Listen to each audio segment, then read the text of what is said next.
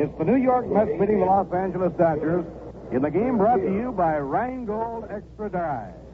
Lindsey Nelson, Ralph Kiner, and yours truly, Bob Murphy, on hand to bring you every bit of the action. Yes, sir, the New York Mets are on the air in their first great season. Right now, the starting pitchers for tonight's game, Roger Craig of the New York Mets and Don Drysdale of the Dodgers, are loosening up down on the sideline. And right now would be a good time for you to check up on your supply of fine, cold Rheingold. Rheingold Extra Dry. Yes, sir, put some Rheingold on ice. It can add a lot to your enjoyment of tonight's game. Now, here is a beer with a clean taste, brisk and bright all the way through. Rheingold is beer as beer should taste. Dry tells you why. And say right now would be a good time to light up a Viceroy. Viceroy's not too strong, not too light. Viceroy's got the taste that's right. That's right. Now it's just about game time, so settle back with a tall, cold glass of Rheingold, and we'll give you the starting lineup. For the New York Mets, it'll be Ashburn in center field leading off. Elio Chacon at short, batting second. Joe Christopher in right field, batting third. Frank Thomas in left field, hitting cleanup. Ed Bouchee will be at first base, batting fifth. Charlie Neal will play second and bat sixth. Sammy Taylor catching and hitting seventh. Felix Mantilla playing third base, batting eighth. Pitching and batting ninth, Roger Craig. For the Los Angeles Dodgers, Maury Wills at short, leading off. Jim Gilliam playing third, batting second. Willie Davis in center field, batting third. Tommy Davis in left field, batting cleanup. Ron Fairley will be at first base, hitting fifth. Frank Howard in right field, batting sixth. Johnny Roseboro behind the plate. Roseboro will hit seventh. Larry Burright will be at second base. Burright will hit eighth. Pitching and batting ninth, Don Drysdale. The umpires, Al Barlick behind the plate. Shank Crawford will be at first. Ed Vargo at second. And Doug Harvey will be at third. Roger Craig, pitching, number 16. Right now, Casey Stengel out at home plate with the four umpires, along with the captain of the Los Angeles Dodgers, Duke Snyder. Pitching, number 8, John Roseboro. Catching. Well, we're going to have a little quiz for you right here before game time. So, Lindsay, if I say table, you'd say chair. And right now, if I say extra, you'd say dry. Right again. Now, if I say extra dry, I'd say Rheingold beer. Rheingold extra dry beer. Right all the way. Those two little words identify Rheingold beer. You see, extra dry tells you why Rheingold is beer as beer should taste.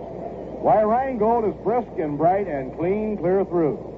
They also tell why millions of people every day say, my beer is Rheingold the dry beer. Now, once again, Lindsay, if I say open up or order up fine, cold Rheingold, enjoy a tall, refreshing glass of Rheingold along with the game. Rheingold makes baseball just a little bit more wonderful. Right now, ladies and gentlemen, here at Dodger Stadium in Los Angeles, California, our national anthem.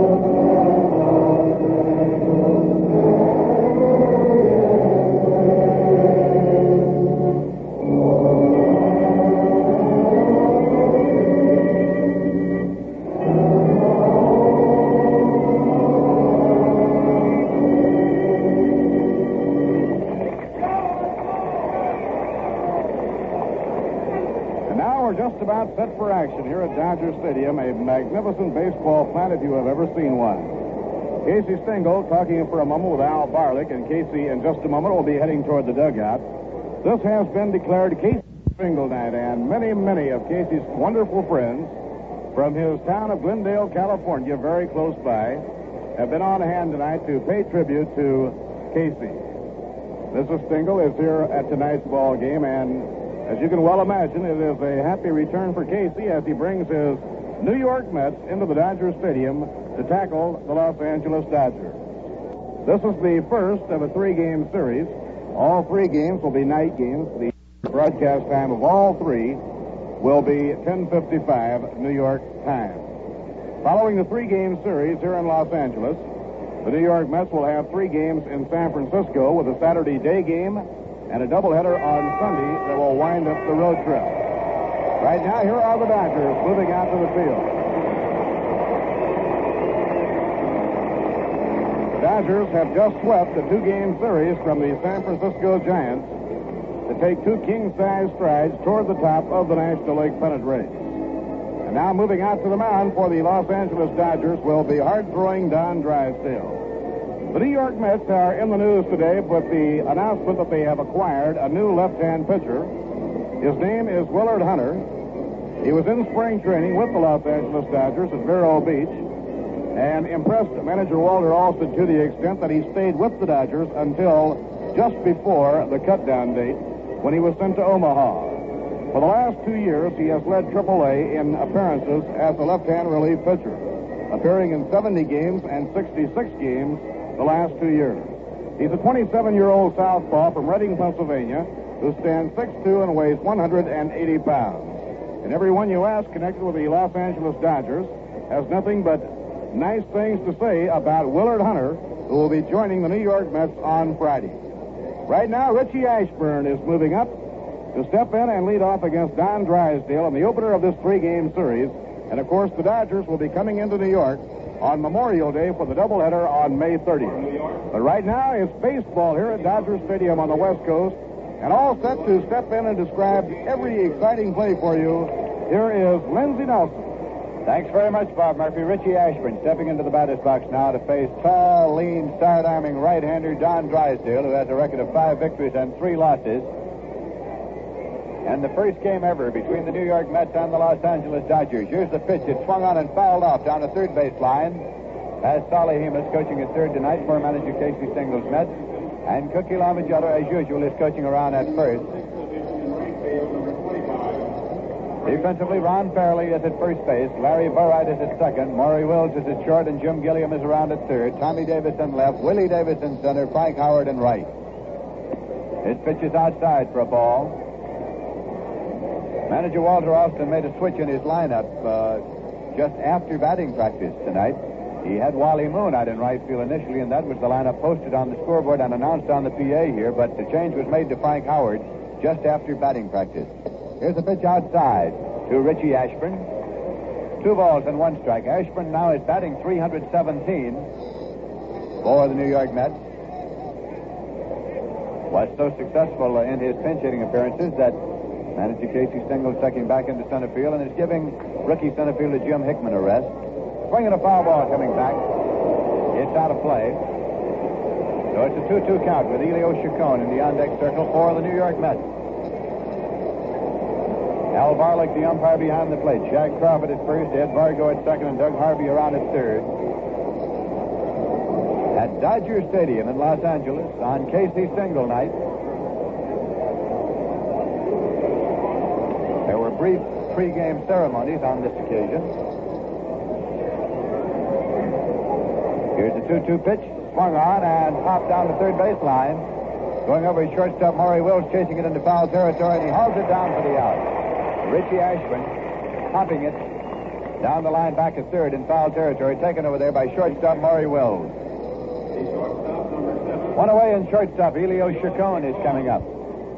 Batting number 2 in manager Casey Stingle's batting order. As usual, Casey was besieged with newspaper reporters as he came onto the field tonight. They were asking him for a rundown of his team, and he was saying that in the Houston series just completed, Elio Chacon came up with some amazing defensive plays, as he did last night. He was all over the lot in Houston. Some astounding play at shortstop. Drysdale's pitch is in there for a call strike 1.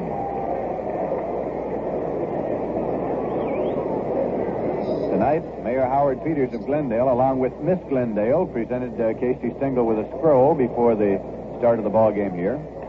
Here's a swing and a pop-up out towards shortstop. Jim Gilliam at third moves over and takes it for the out. So Chacon has popped out to Jim Gilliam at third. 2 men out, nobody on. And Joe Christopher, batting number 3 in the batting order, is coming up. Joe Christopher has played 2 games with the Mets after having been recalled from Syracuse. He is the right-hand batter.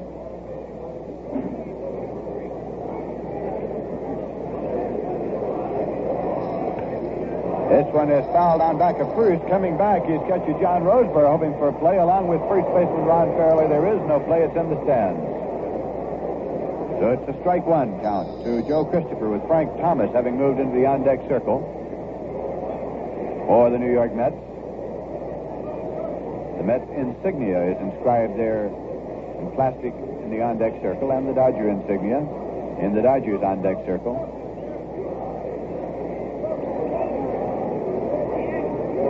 Dodger Stadium, brand new this season.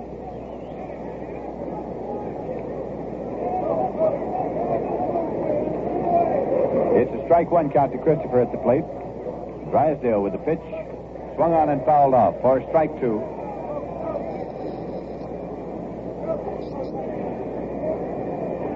Two men out and nobody on base for the New York Mets.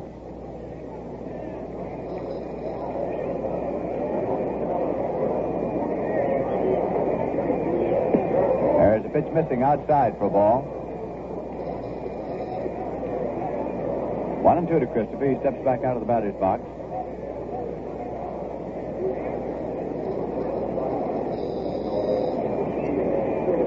Waits for the pitch from Don Drysdale. In there for a call, strike 3. Struck him out. Caught him looking. An off-speed pitch, and Drysdale gets his first strike out of the evening as the New York Mets are out in order in the top half of the first inning with no runs on no hits, no errors, and nobody left.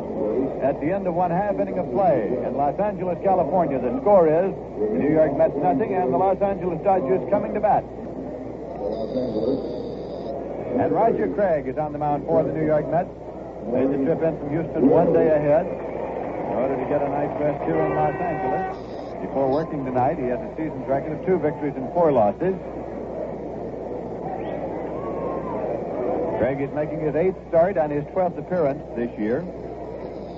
His last outing was in the role of a saver against the Braves, and he came on to retire Henry Aaron with the bases loaded to preserve a 9-6 win. Here's the pitch to switch hitter Maury Wills, who is batting left against the right-hander Roger Craig. It's high for a ball. In his last 19 1/3 innings, Roger Craig has 19 strikeouts to his credit while walking only 1 batter. That pitch is in there for a called strike. This is, of course, the first time that Roger Craig has faced his former teammates, the Los Angeles Dodgers. Craig was a big man for the Dodgers in 2 pennant runs, 1955 and again in 1959. That pitch is in there for a called strike to Maury Wills. Craig is a control pitcher, of course, and says that his control is much sharper the more often that he works. He says that a long layoff upsets his timing and his control. Here's a swing and a ground ball to the right side. Craig has it, and he goes on to make the play unassisted. Craig took it on a high hop and had such momentum that he kept right on going over to the bag and made the play unassisted as Bouchee stepped out of the way at the last moment, and Maury Wills has grounded out to the pitcher unassisted. And here is Jim Gilliam, also a switch hitter, batting left against right-hander Roger Craig. Jim Gilliam, who came to the major leagues initially, of course, with the Brooklyn Dodgers and moved Jackie Robinson out of the second base position at that time. Sammy Taylor, the catcher tonight for the New York Mets, as Craig is into the windup, and the pitch to Gilliam in there for a call, strike 1.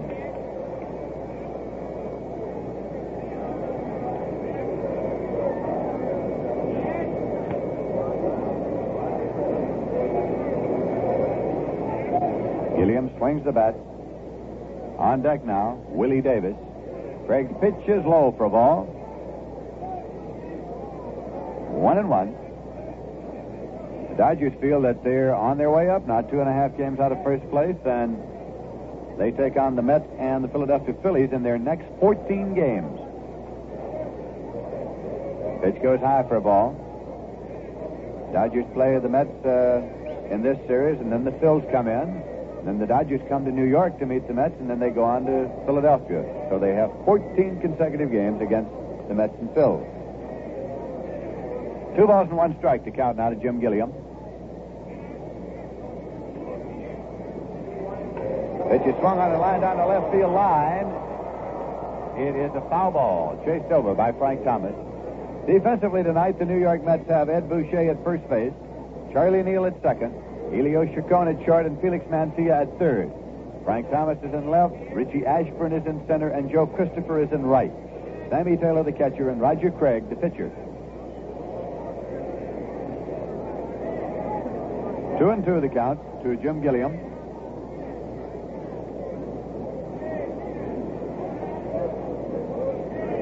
Here's Craig's delivery, and it's swung on and fouled back. Out of play in the stands. Count holds at 2-2. As you Brooklyn fans will recall, when Gilliam came to the major leagues, he was called Junior Gilliam. But has stayed around long enough to get rid of that handle. Very rarely referred to as Junior anymore. It's Jim Gilliam.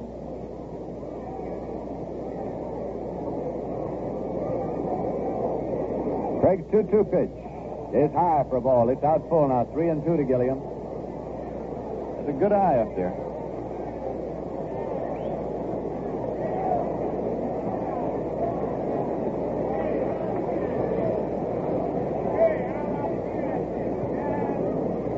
Craig takes a moment to get the sign from Sammy Taylor.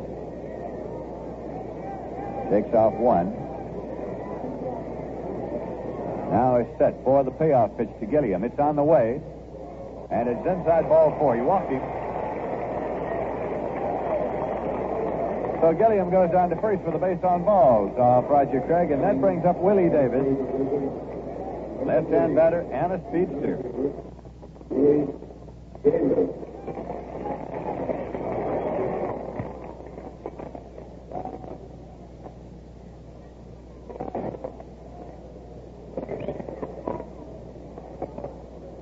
Davis has been ripping the baseball this season for the Los Angeles Dodgers.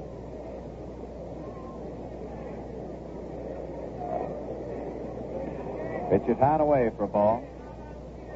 The Dodgers have 1 batter in the top 10 in the National League, and it is Willie Davis who's batting 341. The Mets also have 1 batter in the top 10 in the National League. It's Frank Thomas who's hitting 328. Davis has a world of speed. He has stolen 11 bases in 13 attempts this season, and uses that speed frequently to scratch a hit or to stretch an in-betweener for 2 or 3 bases. As a throw over to first, Gilliam is back safely. Tommy Davis has now moved into the on-deck circle for the Dodgers.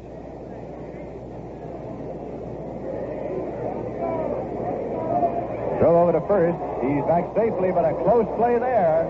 An extremely close play as Jim Gilliam went diving back in, and Ed Bouchee put the ball on him at shag cover. The umpire at first said he got back safely.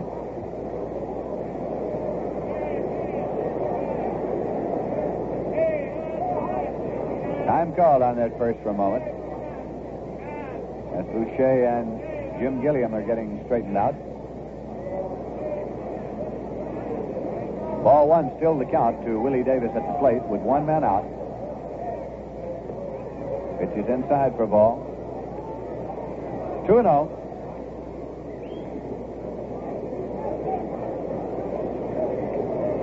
The Dodgers lead the major leagues in stolen bases with 46 in 59 attempts in 40 games.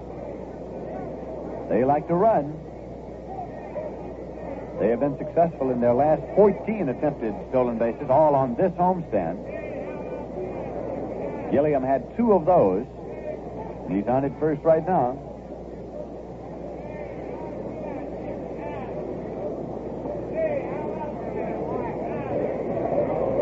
Throw over to first, and Gilliam again gets back safely. Here at Dodger Stadium this entire season, the Dodgers have attempted 33 stolen bases, and they have stolen 30. Another throw over to first.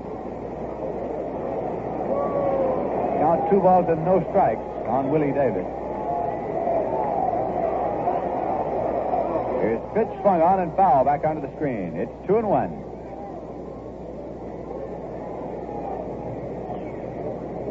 Maury Wills and Willie Davis rank 1-2 in the league in stolen bases. Maury Wills was thrown out in his first attempt at a stolen base this season, and since then has stolen 19 straight.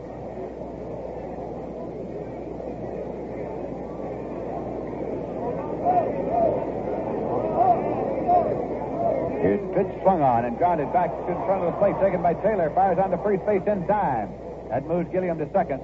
A little number dribbled right out in front of the plate, taken out there by Sammy Taylor as he fired on to Bouchee at first, in time to get Willie Davis. Gilliam moves to second, 2 men out. And here comes Tommy Davis.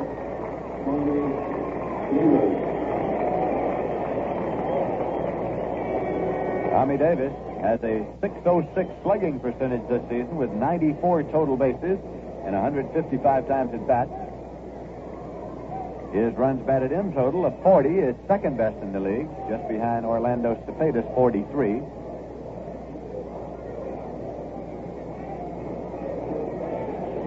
Here's the pitch to Tommy Davis, in there for a called strike.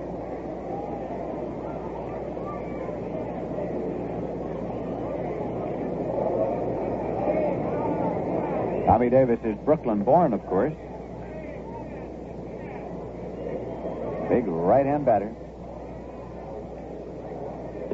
Pitch goes high. It's 1-1 now to Tommy Davis.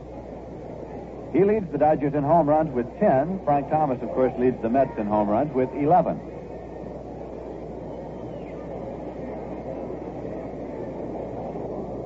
We're in the bottom half of the first inning. And the first game of a 3-game series between the Dodgers and the Mets.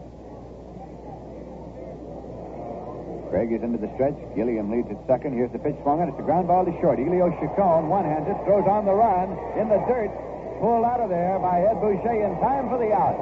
Ed Bouchee with a nice catch, digging the ball up out of the dirt where it was thrown on the run by Elio Chacon, but in time to get Tommy Davis from short to first and retire the side. So in the bottom half of the first inning, the Los Angeles Dodgers got no runs on no hits, no errors, and 1 man left.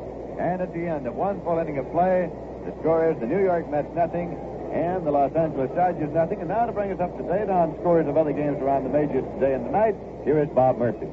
All right, Lindsay, at the end of 4 1/2, the Houston Colt 45s lead Cincinnati 1-0. Ken Johnson for Houston, Bob Perky 7-0 on the year, pitching for the Reds. At the end of 7, Pittsburgh out in front of St. Louis 6-2. Haddock started, Sturtevant in the 7th. Jackson, McDaniel, and now Ferrazzi for the Cardinals. After 7 1/2, the Milwaukee Braves lead the Chicago Cubs 4-2. Warren Spahn trying for his 5th victory. Anderson has replaced Hobby. Here are the warm-ups at San Francisco. Mahaffey for the Phillies against Mike McCormick of the Giants. In the American League in afternoon action, the Yankees hit 4 home runs, including 2 by rookie Joe Pepitone, and home runs by Johnny Blanchard and Phil Lentz to beat Kansas City 13-7. Ed Charles and Manny Jimenez homered in the game for Kansas City. At the end of 7, the White Sox lead Cleveland 4-3. Juan Pizarro replaced by Zenny Donovan 7-0, pitching for Cleveland right now, Cleveland trailing by a run. At the end of 8 innings, Washington out in front of the Los Angeles Angels by a score of 7-1 with Pete Burnside pitching against Jim Donahue in relief. The Tigers and Orioles rained out. In a day game, the Red Sox snapped an 8-game losing streak. They beat Minnesota 6-1. Earl Wilson the winner with Dick Raditz in relief. The losing pitcher was Don Lee. Okay, Lindsay. Thanks very much, Bob Murphy. Frank Thomas steps into the batter's box to lead off for the Mets here in the top half of the second inning. And Don Drysdale calls catcher John Roseboro out to check with him on a sign at 2. And now umpire Al Barlick is being called out as well and is taking a look at the baseball as Drysdale is rotating it there in his hand. And Barlick looking sort of over his shoulder at the ball. Roseboro has come on back, taking his place behind the plate, and now Barlick comes on back. And Don Drysdale goes back to the mound.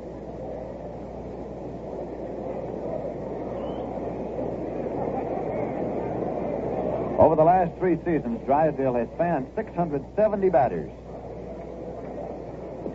Pitch is low and away to Thomas for ball 1.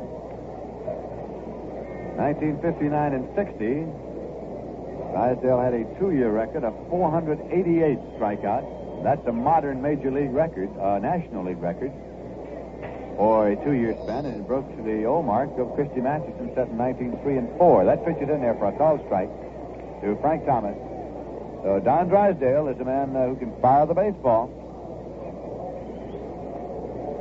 Said that he was bothered during the years at the Coliseum by that screen out there in left field, but he has plenty of room here. There's a swing and a miss. 1 and 2.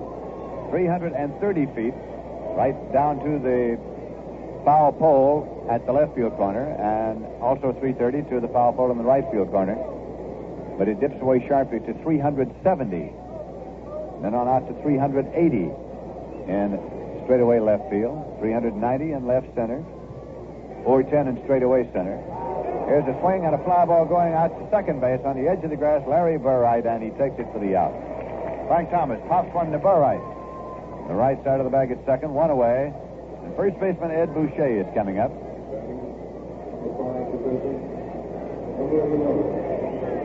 Bouchee, one of 3 left-hand batters that the New York Mets have in the batting order tonight. Ashburn, Bouchee, and Sammy Taylor. Against right-hander Don Drysdale.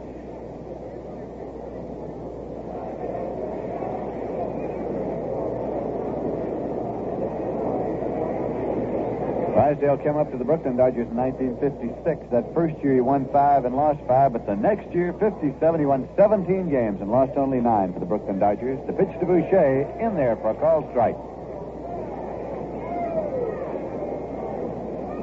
Charlie Neal now on deck.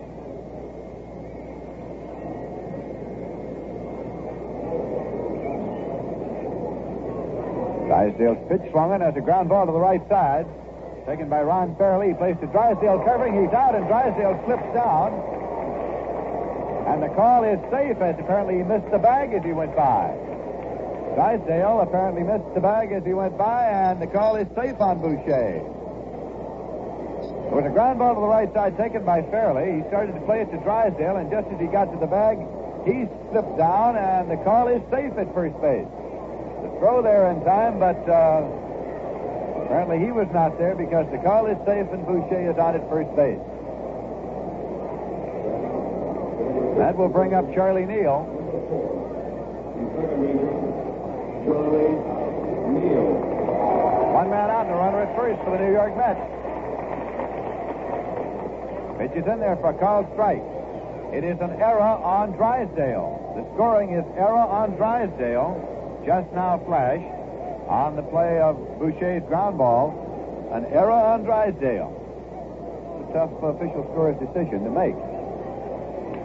Ground ball back to Drysdale. He goes to Maury Wills. He's out at second. The throw to first. He's out there. Double play. Charlie Neal hitting into a double play. Went from Don Drysdale to Maury Wills to Ron Fairley.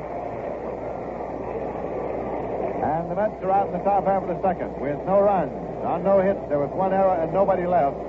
The end of 1 1/2 innings of play. The score is the New York Mets nothing and the Los Angeles Dodgers nothing. Coming up now, a musical pitch with an interesting switch. This is Tito Rodriguez for Rheingold Extra Dry. Rheingold, el brindis perfecto para todos, familia y amigos. De sabor sin igual, la cerveza ideal. Tome Rheingold bien fría y vera. In Spanish, it's magnifica. In English, it's great. In any language, it's Rheingold Extra Dry. Rheingold is good, longer and slower, for flavor that's clean, clear through. It's beer as beer should taste. Dry tells you why. My beer is Rheingold, that dry beer. Think of Rheingold whenever you buy beer. It's not bitter, not sweet. It's the dry flavor sweet. Won't you try extra dry Rheingold beer?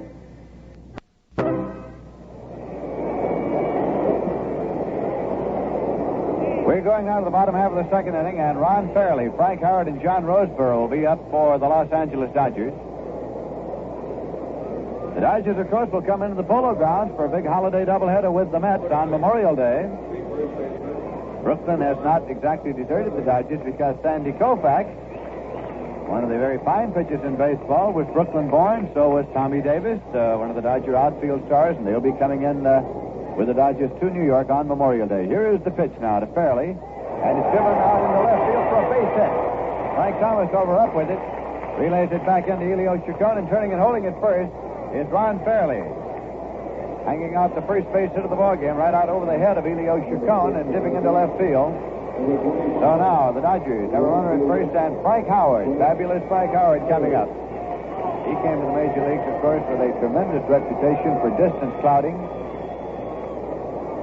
Has never quite lived up to the reputation, but is still capable on any given occasion of giving the baseball a ride. 6 feet 7 inches tall, 250-pounder. Pitch is low and away for a ball. The Los Angeles Dodgers have tried all sorts of things with Frank Howard to improve his batting prowess. They've tried to teach him the strike zone a little better. They had him in spring training at one time hitting absolutely flat-footed to see if that would steady him down a little bit, keep him from lunging. This one is popped up to shortstop, and Elio Chacon is calling for it.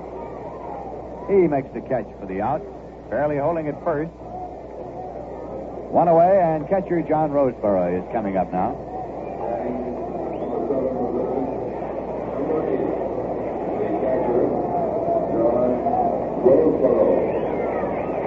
The Los Angeles Dodgers have Greg Malevy coaching at first base, and Leo DeRocher is coaching around at third. DeRocher, of course, will be coming back to familiar haunts when he comes to the Polo Grounds with these Los Angeles Dodgers on Memorial Day to take on the Mets. There's a swing and a drive into the glove of Chacon. He's out. Fairley gets back safely to first base. John Roseboro with a line shot into the glove of Elio Chacon at shortstop, but Fairley off only a few steps at first, managed to get back safely. There was no throw to first. 2 men out, and Larry Burright, the second baseman, coming up.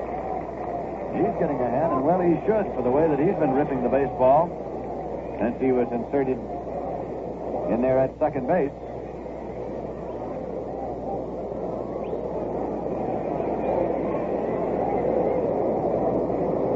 Larry Possum Burright is now hitting 365, right-hand batter.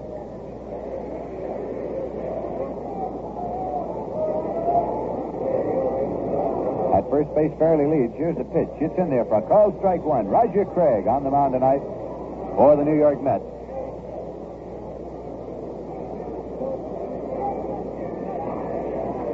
Burright has taken over at second base, the position vacated when Charlie Neal went from the Dodgers to the Mets. His pitch is in there for a called strike two. Roger Craig gets 2 quick strikes.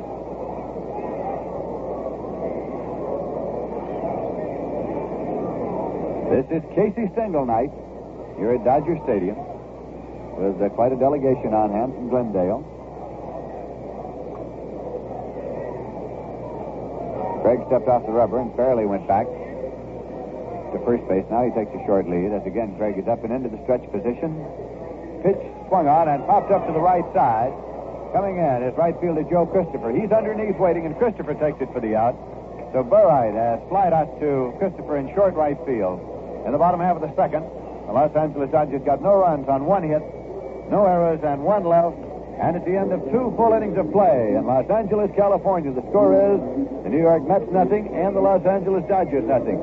Right now, in order to allow our stations to identify themselves, we pause now for station identification. At the 810 spot on your radio dial, this is WGY Schenectady.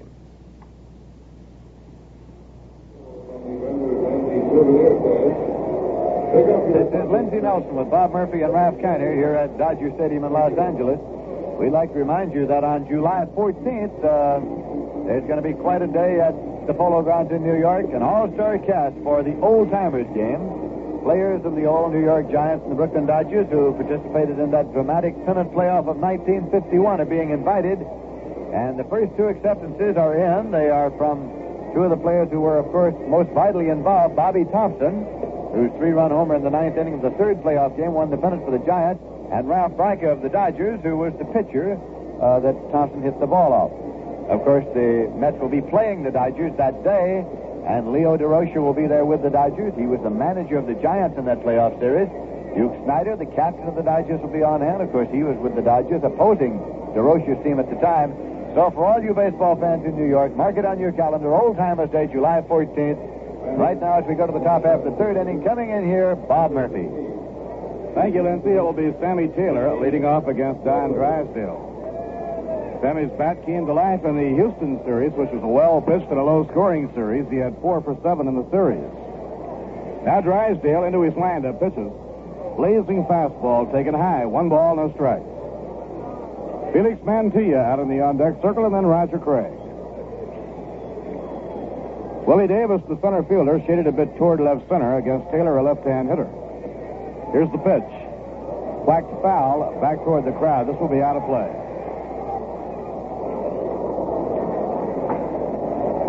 1 ball, 1 strike now to Sammy Taylor. Tomorrow night, Johnny Padres is the probable hurler with the Dodgers, and Bob Miller for the New York Mets.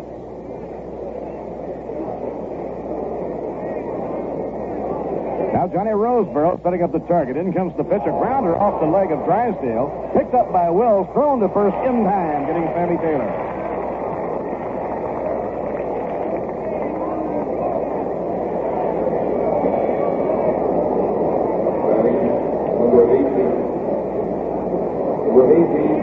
One away, nobody on. Sammy Taylor thrown out by Maury Wills.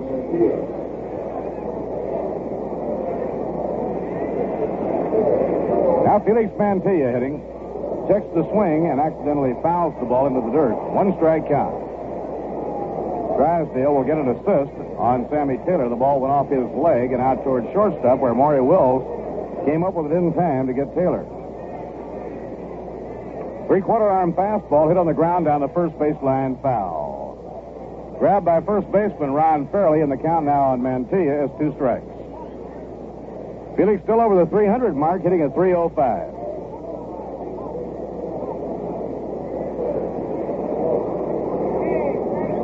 Beautiful night for the opener of this 3-game series. Sally Hemus coaching at third, Cookie Lamagetto at first. Breaking ball taken way outside by Felix. He tried to get him to go for a bad pitch. 1 ball and 2 strikes.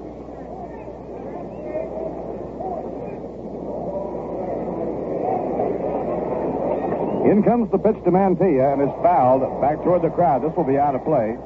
So Felix stays in there with a 1 ball, 2 strike count. Particularly for the right-hand hitters. You won't come up against 2 tougher right-handers in 2 nights than the Mets have faced last night and tonight in Dick Farrell and now Don Drysdale. 2 of the hardest throwers in National League Baseball. Drysdale, a particular thorn in the side of the right-handers because he deals with that wicked sidearm delivery. He holds up, and it's strike 3 call. Fastball over by Drysdale, and Mantilla is called out. That is the 2nd strikeout for Don Drysdale, and it'll bring up Roger Craig. Number 28, the pitcher, Roger Craig.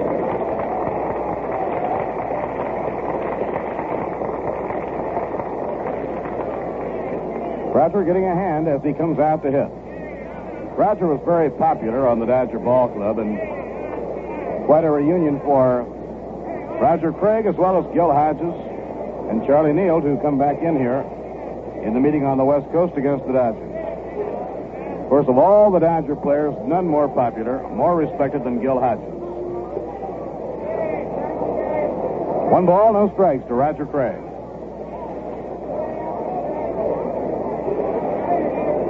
Two outs, nobody on, top of the 3rd inning. That's over, a fastball for a strike. 1 ball, 1 strike. They kept the pitching chart on Dick Farrell in the game last night in Houston. He threw 140 pitches, and 121 were fastballs. Bounding ball hit towards second to his right, Larry Burright. He snags the hop, throws to Ron Fairley, and the side is out. No runs, no hits, no errors, none left on. And now at the end of 2.5 innings, the score, the Mets nothing and the Dodgers nothing. Coming up now, jazz, smooth, suave, and sweet. Listen.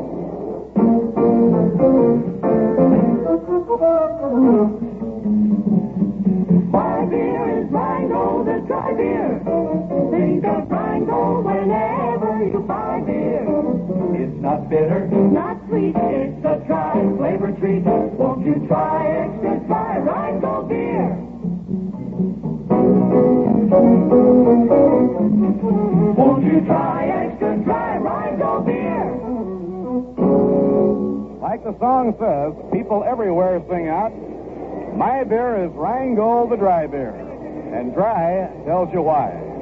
Yes, sir, dry tells you Rheingold has a brisk, bright, clean taste all its own. But discover the difference dry makes. Pour yourself a tall, refreshing glass of Rheingold Extra Dry. Enjoy it along with the game.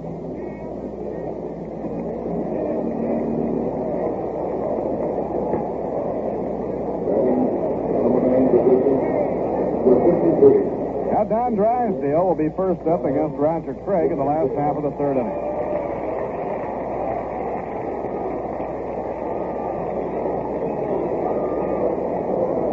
Don has 8 for 23. He's hitting .348. Drysdale, big and strong, and you have to be careful with him. The outfield plays him deep and around toward left. He holds up and it's outside, ball one. Oh, the attendance, as you would imagine, has been amazing with this new stadium. They have drawn an average of 40,000 for their last 5 games. Outside and low.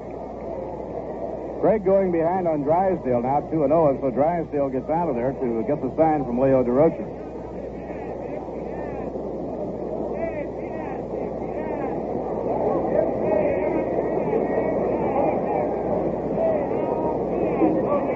Pitching 2-0. He holds up and takes, and the curve is over for a strike. 2 balls, 1 strike. Leo coaching at third, pacing up and down. And, of course, Leo will have as many, if not more, memories than anyone on the old-timers game at the Polo Grounds on July 14th. Breaking ball outside and low. 3-1 now to Don Drysdale.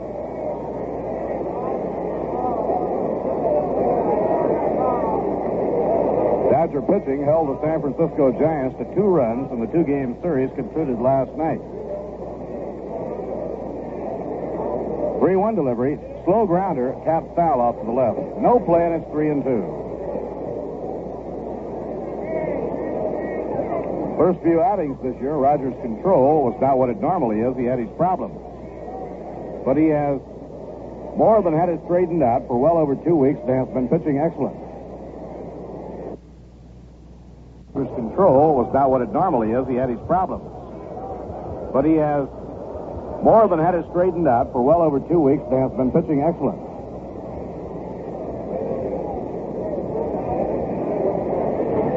Tall Roger, who thrives on a lot of work. 3-2 delivery. Bounding ball back to the mound. Easily taken by Roger Craig. Now he throws to first in time for the out.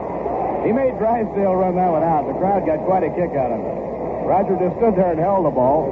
Made sure that Drysdale got a little running in before he fired that ball over to Ed Bouchee. 1 away, nobody on. Now the top of the batting order for Maury Wills. Wills hitting at .229. The Dodger trademark is their speed.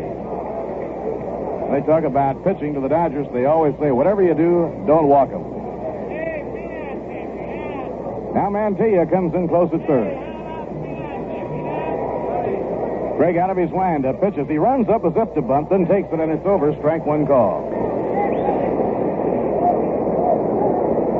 Jim Gilliam on deck. Then Willie Davis. Swing and a miss. Strike 2. Beautiful breaking ball on the outside corner. He tried to reach and failed to get.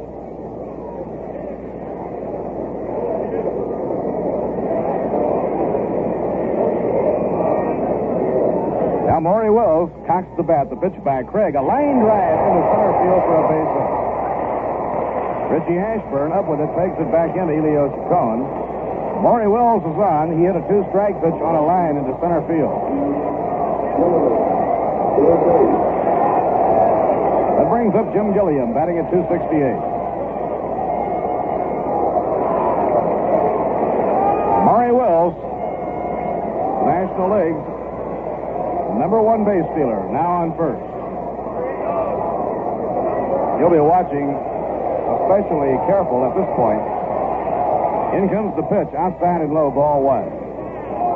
You won't find a better right-hand pitcher in the National League at picking runners off first than Roger Craig. So it's an interesting duel here with Wills on first and Craig on the mound.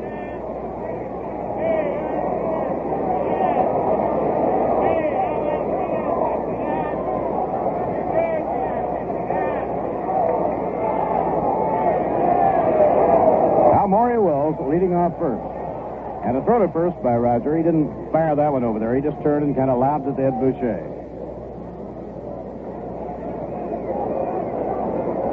Now Craig makes the stop.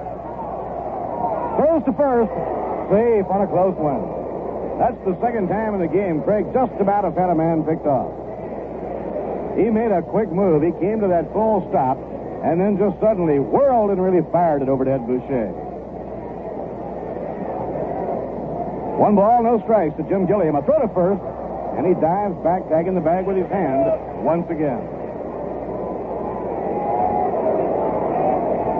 The way you have to work against the Dodgers' speed, you've got to keep them close. Crowd chanting, "Go, go" to Maury Wills. And now he lobs this one over to Ed Bouchee.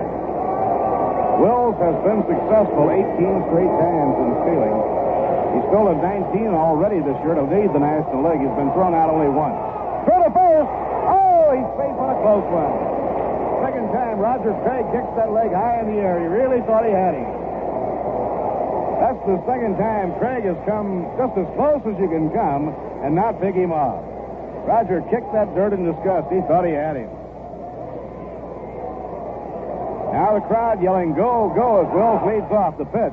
And it's off the outside corner, ball 2, 2-0. You've got to have a lot of poise and a lot of know-how and a lot of control when the Dodgers get their real burning speed on the baseline. Now Craig taking a sign from Sammy Taylor. 1 out, Maury Wills on first. No score. We're in the last of the third inning. Now he throws to first, this time not with any real intent. Craig up in pitching position, delivers. In there for a strike. 2-1 now on Junior Gilliam. Every year, the Dodgers go to spring training. They always write that Gilliam will be a utility man and that somebody else will take over the regular role. And every year when the season opens, Gilliam is right there in that starting lineup and stays there just about all year long. Now, throw to first by Roger. He is really giving Maury Wills a workout, and vice versa. Throw to first, safe. He had to hurry back that time. 2-1 the count on Jim Gilliam, but all of the attention is directed on Roger Craig and Maury Wills. And now Gilliam gets out of that batter's box to break the tension a little bit.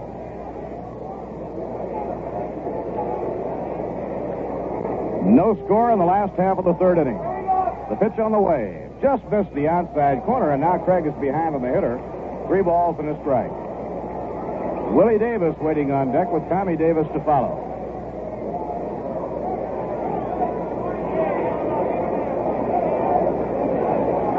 Infield shortened up at double play depth. The outfield straight away. A throw to first again by Roger. Not in time as Maury Wills gets back.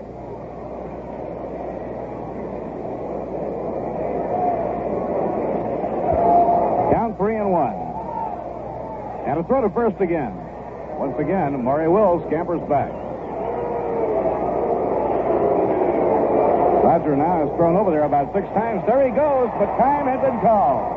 Time had been called. And Roger Craig comes down off the mound. This might be a balk called on Roger. Let's wait and see. It may be a balk called, and apparently it is.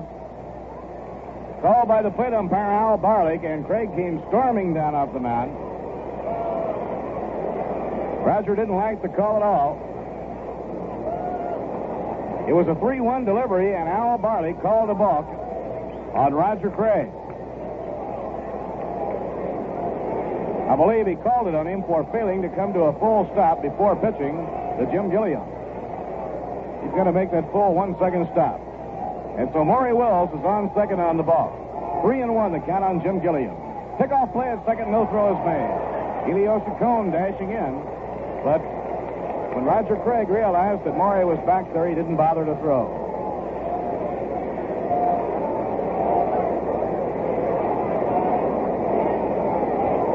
Now the stretch by Craig. 3-1 pitch. Fouled back toward the crowd and out of play, and now it's 3-2. Sammy Taylor walking slowly out toward the mound to give Roger a chance to rest for a moment. He's had a lot of work to do. In the work that he did in trying to hold Maury Wills at first base.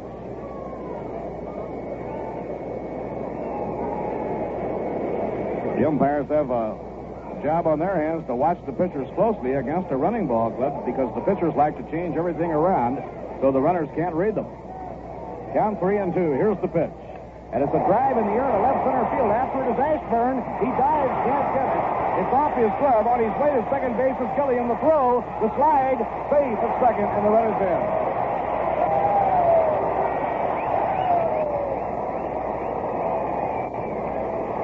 Diving attempt by Richie Ashburn on the run in left center field. He was cutting into the alley in left center and coming in on a sinking drive. Richie left his feet, tried to shoestring it with a head-first dive, partially blocked the ball, couldn't catch it, and by the time Thomas, the backup man on the play, could fire the ball in, Gilliam goes into second with a run-scoring double, and the Dodgers go out in front 1-0. A run batted in for Jim Gilliam. Now the hitter is Willie Davis. Ground ball slashed to second. Neal grabs it on a hop. Throws to Bouchee in time, getting Willie Davis as Gilliam moves over to third. Now there are two away, a runner, Jim Gilliam, on third, and the hitter will be Tommy Davis, the cleanup batter. Tommy Davis hitting at 308. He had the big bat in the Giant Dodger series. He hit home runs in both games to provide the margin of victory.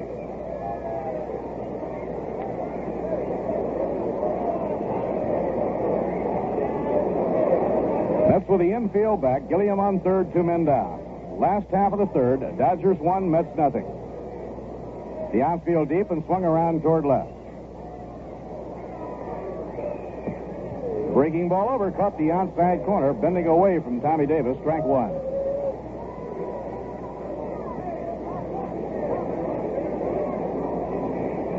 Ballpark is symmetrical, 370 to left and right. Now the pitch. In the dirt, Sammy Taylor digging it out. 1 ball, 1 strike. 410 feet straight away in center. In left center and in right center, the distance ranges from 380 to 390.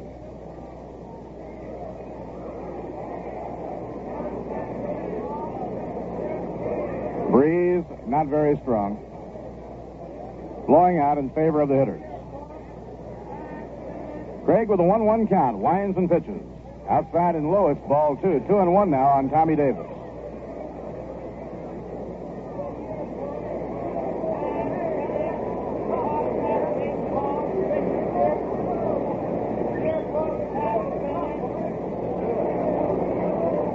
Tommy Davis, feet close together, standing well back from the plate.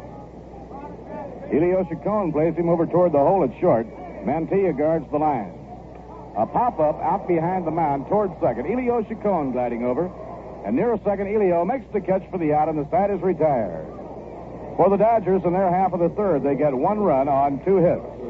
No errors and 1 left on. And now at the end of 3, the score, the Dodgers 1 and the Mets nothing.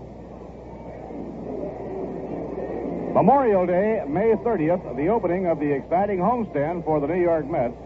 They will be playing 7 games in 5 days against the Los Angeles Dodgers and the San Francisco Giants.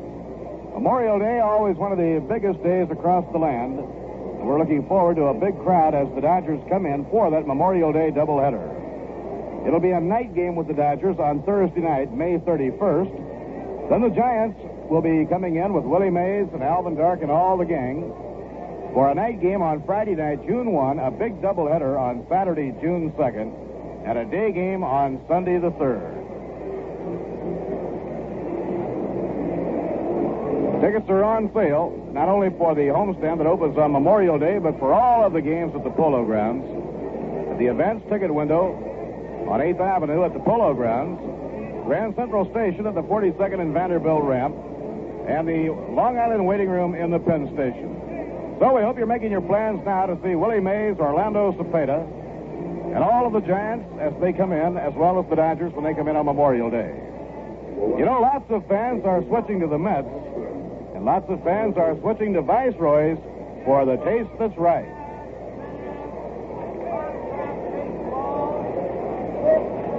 Now the fourth inning, and Richie Ashburn is up against Drysdale.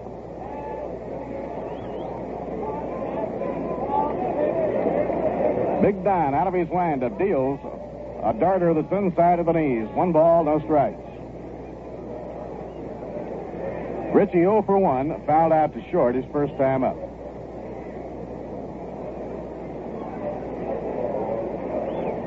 That's in there at the knees for a strike.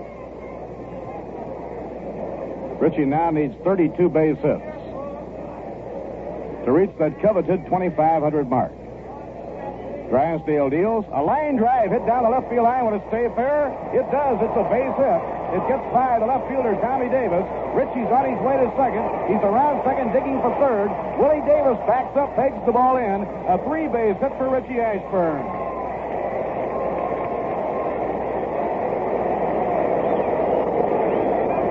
Richie Ashburn, a real artist at hitting those line drives to the opposite field. He hit the ball hard. He nailed it right down the left field line.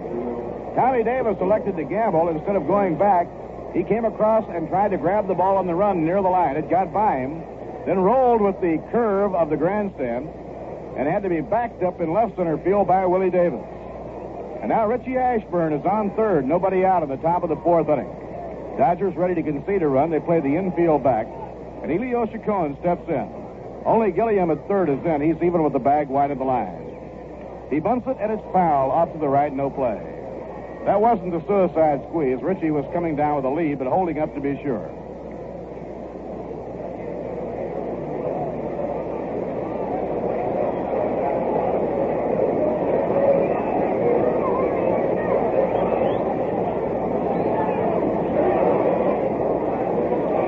Now Big Don Drysdale getting a sign from Johnny Roseboro.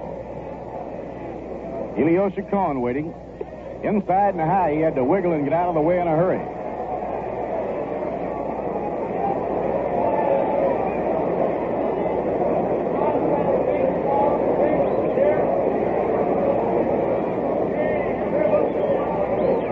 Way inside, that one almost sticked him. Elio had to jump back and get out of the way.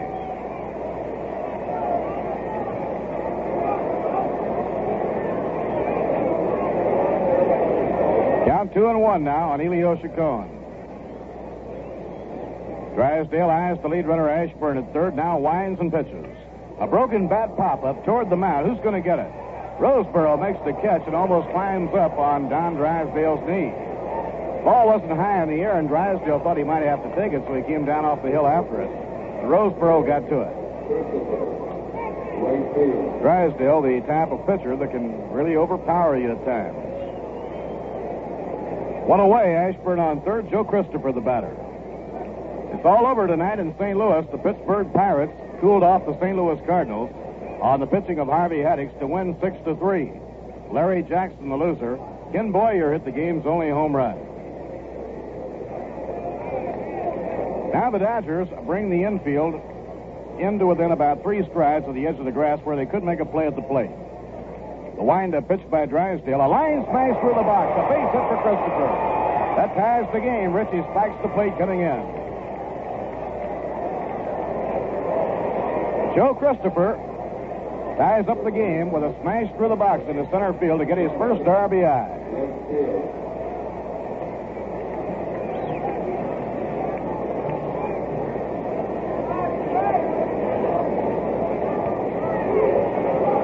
Game tied 1-1 now in the top of the fourth inning. Christopher driving in Ashburn.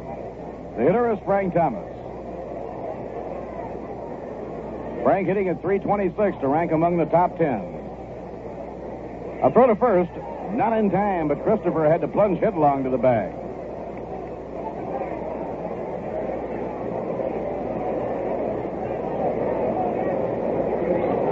Now Drysdale up in pitching position. A throw to first. Once again, Christopher has to go sprawling to get back. And we've got a duel going between Don Drysdale and Roger Craig to see who can pick a man off first in this game tonight. Infield and the outfield around toward left. Thomas hits a high fly ball to left field. It's right down the line. Back to the barracks goes Davis. He reaches up and he makes the catch. He took a home run away from Frank Thomas.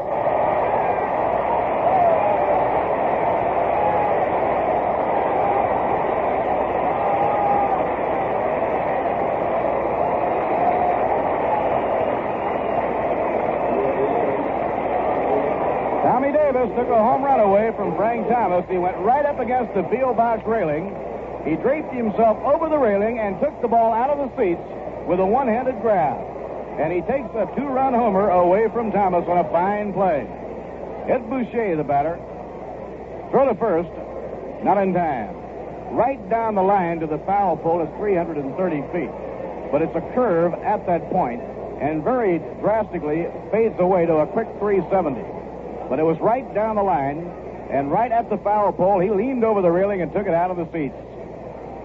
Throw to first. Christopher back in first again. Just a matter of inches more, and that ball was out of the reach of Tommy Davis for a home run.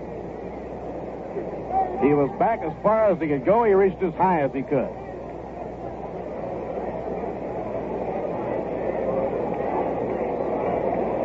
Now Ed Bouchee waiting. Joe Christopher on first, 2 down. In comes the pitch, and it's a strike on the outside corner. And we've got quite a ball game unfolding tonight here at Dodger Stadium.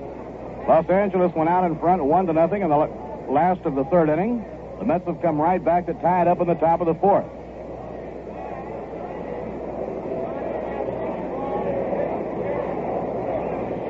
Pitch out, but nothing was on. Johnny Roseboro thought the Mets might be running on it, and he had Drysdale pitch out. 1 ball, 1 strike to Ed Bouchee. Dodgers playing Bouchee to pull. They have Maury Wills way over toward second, and they have the third baseman Gilliam over toward the shortstop hole. Throw to first, safe. Another headlong plunge by Joe Christopher.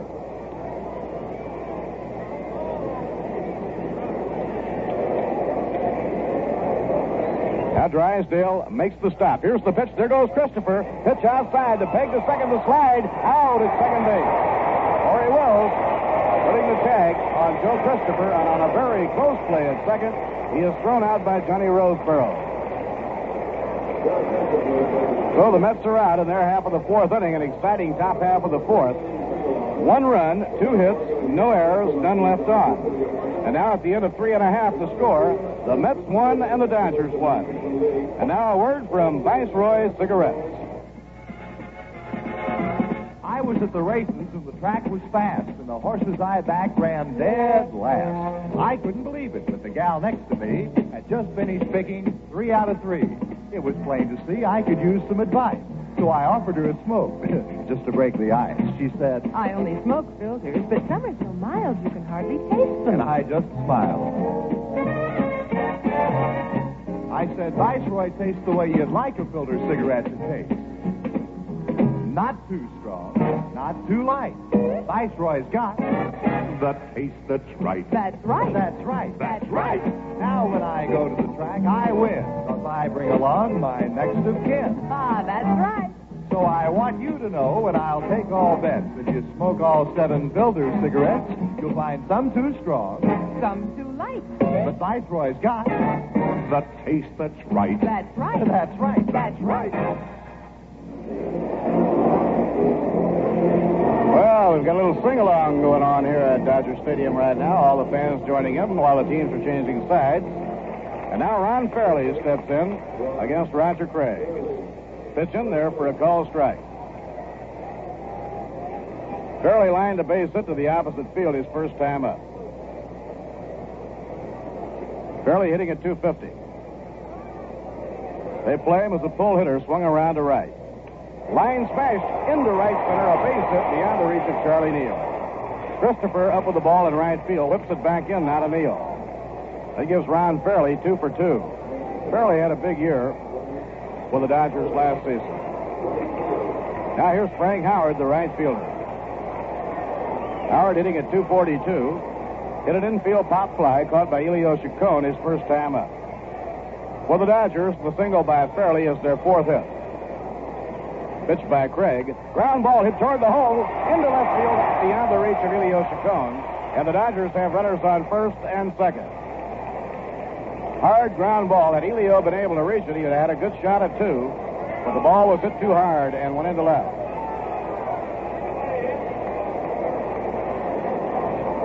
Now Roger Craig finds himself in a jam in the last of the fourth inning. Runners on first and second, nobody out. And Johnny Roseboro stepping in.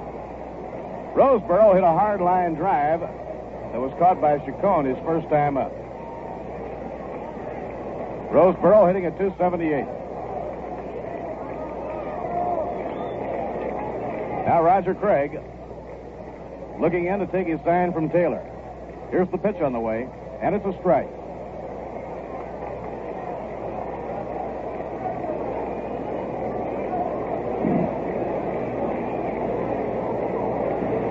Larry Burright, the rookie second baseman, waiting on deck. Outfield deep for Roseboro and around to right. A line drive punched down the left field line, foul. Now while everybody is retracing their steps to get back on the foul ball, we'll take time to pause for station identification. Bob Murphy with Lindsey Nelson and Ralph Kiner from Dodger Stadium in Los Angeles. 2-strike count on John Roseboro. Fairley on second, Howard on first. Ground ball hit the shortstop. Chacon runs over. Steps on second, throws to first, double play. Double play with Elio Chacon going to his left to handle the grounder, running about 3 steps and then firing on to Bouchee.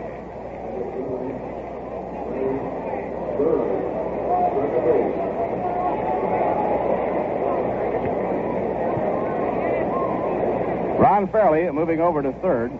Now the Dodgers have Fairley on third, 2 down, and the hitter is the rookie Larry Burright. Well, 2 home runs in the 9th inning brought Cleveland from behind tonight, and they beat the White Sox 5-4, with Dick Donovan winning his 8th game. Strike called to Larry Burright. It was on the strength of a promising youngster named Larry Burright that the New York Mets were able to get Charlie Neal. And Burright certainly has been coming through. In 14 games as a starter, he's hitting .400.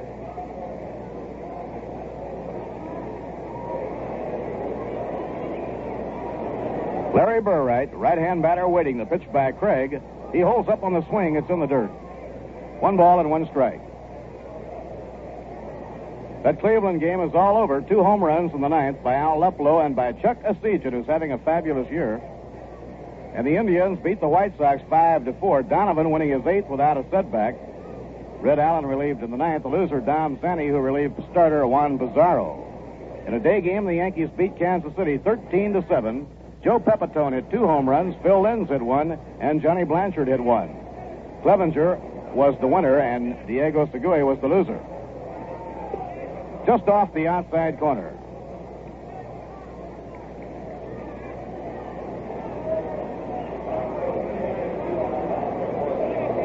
Two balls and 1 strike on Larry Burright. Game tied 1-1. We're in the last half of the 4th inning. Pitched by Roger Craig. He checks swing and a slow bouncer. It might be hard to get him. Bouchee flips to Craig. He is out at first base to retire the side. Roger Craig at first broke to try for the ball. Realized he couldn't get there, and then he had to really give it all he had in order to get over to first base to cover in time on the throw from Ed Bouchee. So it was a fine job of clutch pitching by Roger Craig. Fairley and Howard opened with base hits, but the Dodgers failed to score. No runs, 2 hits, no errors, 1 left on. And now at the end of 4, the score, the New York Mets won, and the Los Angeles Dodgers won. from team 1130. Tickets are on sale for the Dodgers and Angels games during the game. Folks, we're sure you'll find that following the amazing Mets, whether they're home or away, is going to be a lot more fun if you have in your sports library the 1962 Mets official yearbook. You know, this book with the attractive cover has the complete histories of manager Casey Stengel, the coaching staff, and all the Met players. It's on sale at the Polo Grounds during the home games, or it may be obtained for your convenience simply by mailing 50 cents to Mets Yearbook, Polo Grounds, New York 39, New York. Right here on the West Coast, we go along to the fifth inning now, and Ed Bouchee will be coming out to lead off against Don Drysdale. All set to step in now and follow all the action for you. A fellow mighty happy to have a chance to get back on the West Coast and have a visit with his family, because they won't be able to join him in New York until school is out, but that won't be too far off. Mr. Ralph Kiner. Thank you, Bob, and it certainly was nice to see the kids again. Well, we're all set to go. It's Ed Bouchee against Don Drysdale. And Drysdale's first pitch is topped down towards first base. Fairly up with the ball, goes over to first, has to get out of the way of Drysdale, trips him as he goes by, and he makes the tag at first. Drysdale had to hurdle over the foot of Fairley as he tagged a bag, and he went sprawling, and he's up, and he's okay. But Bouchee is down, one man out.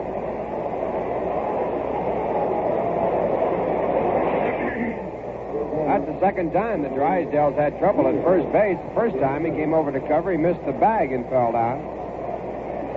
Ed Bouchee down, one man out, and the batter is Charlie Neal. Score of the ball game all tied up at 1-1, top half of the fifth inning. Bouchee now 0 for 2. He came up to this turn at bat, batting 193. Here is Charlie Neal. Charlie hit into a double play his last time up. Right back to the pitcher. He brings a .288 batting average up to the plate. First pitch to him is outside, a ball. Neal decoyed the bunt, trying to draw Gilliam in at third base. Gilliam playing about 5 steps back at third. Charlie Neal against his former teammates. Next pitch to him, a strike call. 1 ball, 1 strike.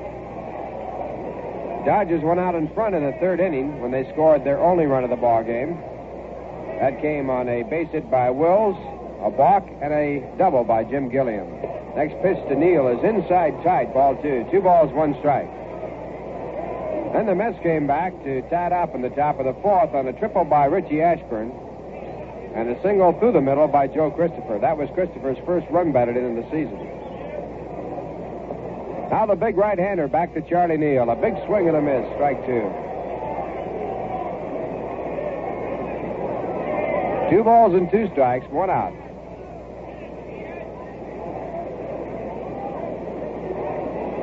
Charlie playing at second base, a right-handed batter. Drysdale with his next pitch misses with a slider that's outside. Ball 3. So now they count all the way out at 3 balls and 2 strikes.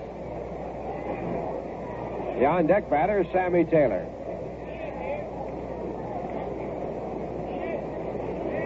Charlie with 4 home runs and 17 runs batted in. As Drysdale swings and throws, it's fouled away, so the count will stay at 3-2. Don Drysdale makes his home right here in Southern California. He went to school in Van Nuys, which is a suburb, actually, of the Los Angeles City area, not too far from the ballpark. 3-2 pitch to Charlie Neal. Swung on and missed, strike 3. So Drysdale picks up his third strikeout in the ball game, picks up the second out of the inning, and it brings up Sammy Taylor. Number 16, Sammy Taylor, catcher. Sammy hit a sharp ball right back to the mound. It was deflected by Drysdale, just enough in order for Maury Wills at shortstop to make the play at first to get Taylor out. So he is 0 for 1, batting .217. Bats from the left-hand side. The first pitch is strike call.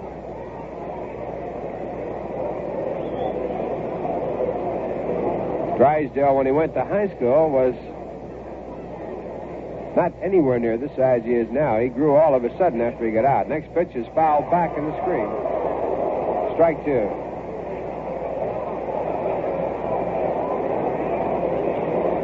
Don does a little TV work in the wintertime.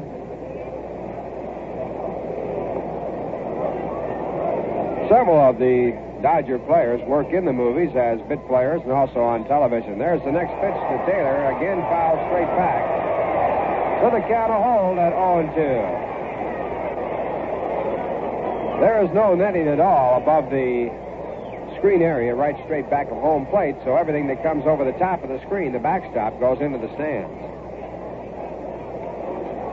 So you scramble for your life for National League Baseball. Next pitch to Taylor inside. Ball one. 1 ball, 2 strikes. Ball game all tied up in 1-1.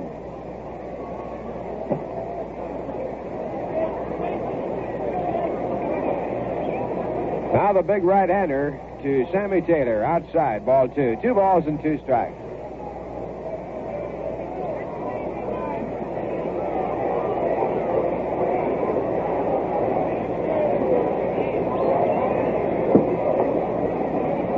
The Dodger rundown in Drysdale says he's a stockholder that invests in only blue chips. Next pitch is inside. So now Drysdale, who had a no ball, 2 strike count, has worked it all the way down the line at 3 balls and 2. 2 men down. A 1-1 game. The on-deck batter is Felix Mantilla. And the full count pitch is hit sharply right back to the middle. Wills over to his left behind second. Up and over high to first base. And a tag there by Fairley, and the man is out. Wills made a great play coming up with the ball. Threw in a hurry and threw high. And Fairley went high in the air to pull it down and tagged Sammy Taylor as he went by. Tagged him on the knee and knocked him down to get out number 3. So for the New York Mets in their half of the 5th, 3 up and 3 down, and the score at the end of 4 1/2 innings of play. The New York Mets won, the L.A. Dodgers won. To be successful, a drag bunt takes a perfect touch. Too strong a tap, and the infielder can make the play at first. Too light a tap, and the catcher or pitcher can toss the batter out. But give it the touch that's right, and it's a sure hit. It's the same story with cigarettes, too. Listen. If your filter cigarette is tasting too strong, don't you sometimes wonder if your brand is wrong? Well, Viceroy tastes the way you'd like a filter cigarette to taste. Not too strong. Not too light. Viceroy's got the taste that's right. That's right. That's right. So don't get caught short on flavor, my friend. Treat yourself to one that's sure to make a hit with your taste. Viceroy. But do it the way that lets your taste make an honest decision.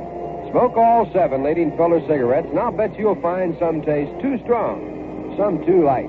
But Viceroy's got the taste that's right.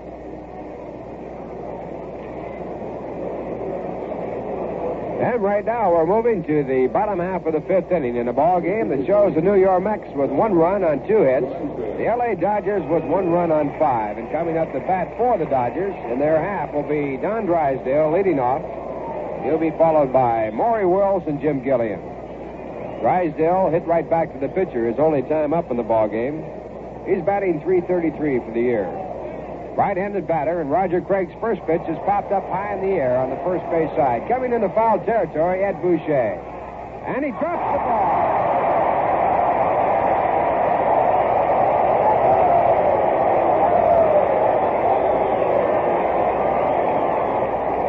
It's scored as an error on Ed Bouchee. He was under the ball all the way, had his hands up above his head, and the ball popped right out of his glove, and believe me, there isn't anybody who would rather hide right now than Ed Bouchee.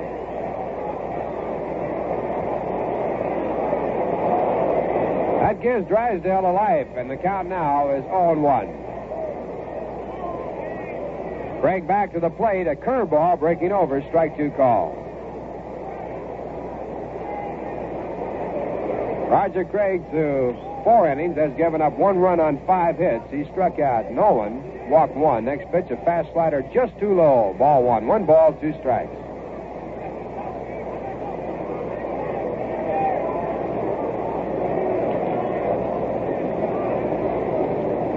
Drysdale has good power. He hits quite a few home runs for a pitcher. Ballpark here down the line, pretty tough. Left center is 390. That's the home run alley. Same in right center, so that's not too far. Dead center field 410. Directly back of the left fielder, it's 370. There's a curve that's outside. So the count now, 2 balls, 2 strikes. 1-1 game. Bottom half of the 5th. Drysdale leading off for the Los Angeles Dodgers. Dodgers will be seen in the Polo Grounds as of May 30th. Not too far off. Better get your tickets for that one. Doubleheader, Memorial Day. There's a swing and a foul back on the screen. On May 31st, they'll play a single game at night. So a big 3-game series. Brooklyn Dodgers returning to the Polo Grounds as the Los Angeles Dodgers.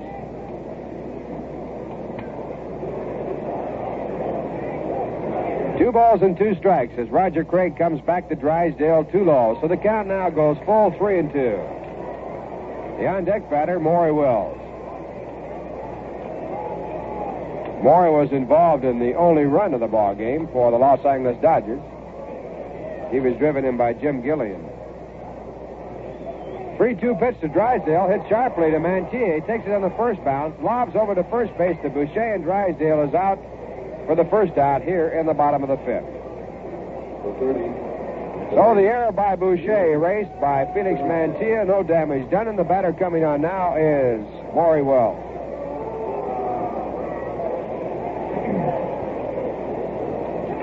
Maury was out on a tap back to the pitcher. Roger Craig took it and beat Wills to first base. No mean feat in itself. Wills can really fly.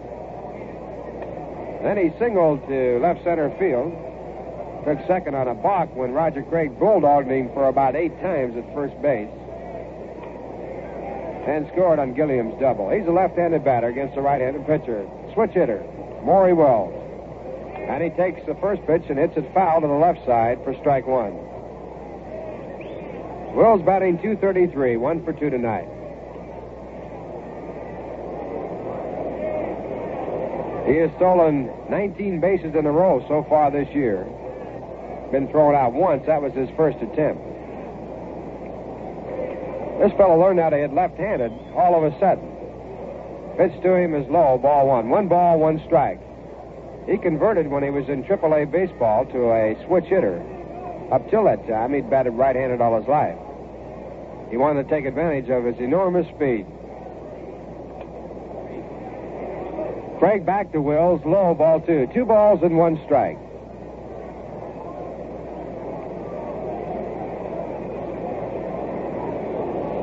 Felix Mantilla at third base, playing about 70 feet away, now moving even closer. He can bunt that way.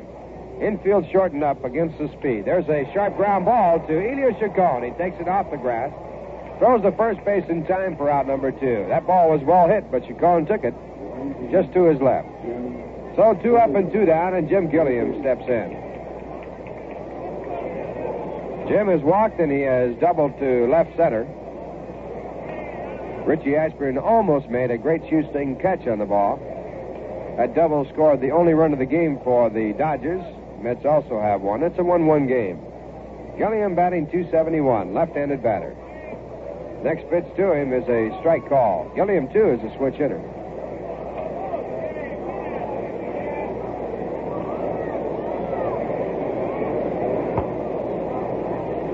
Roger Craig working in the bottom of the 5th inning.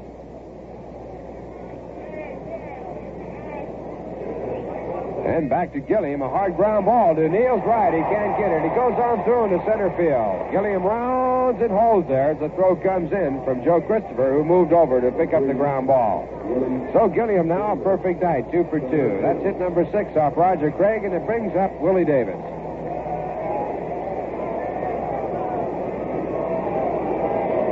Willie is 0 for 2 tonight. He started the ball game with a .341 average. He is now down to .336. Left-handed batter with tremendous speed. Dodger Ball Club, a fastman. Craig with his first pitch is popped up high in the air. Neal back on the grass about 2 steps, will be under the ball, and he makes the catch, and that retires the side. So in the inning, Roger Craig allowed no runs on 1 hit. There was 1 error. 1 man left in the score at the end of 5 innings of play. The New York Mets won. The Los Angeles Dodgers won. Right here, it's a 1-1 game as Felix Mantilla steps in the batter's box against Don Drysdale. Felix struck out his only time up. He tries to check in a swing and fouls the ball back into the stands for strike one. Mantilla batting .302. Drysdale, through 5 innings, has given up 1 run and only 2 hits. Next pitch to Mantilla, called strike, a curveball. He has struck out 3, walked none.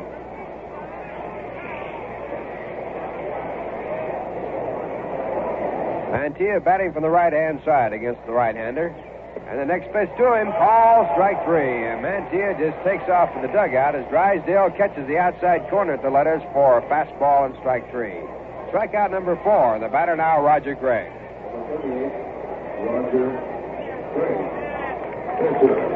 Roger grounded out to the second baseman. He is 0 for 1.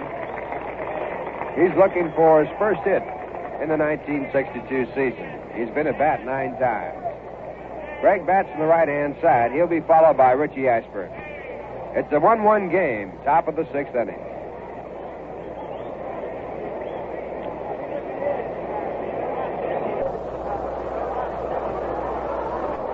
First pitch by Drysdale, a strike called to knees. Drysdale is tough for one reason. Well, I should say more than one, but mainly because he crossfires. He steps across his body and throws from a 3/4 sidearm motion, which is real tough on a right-hander. There's a curve swung on a miss, strike 2.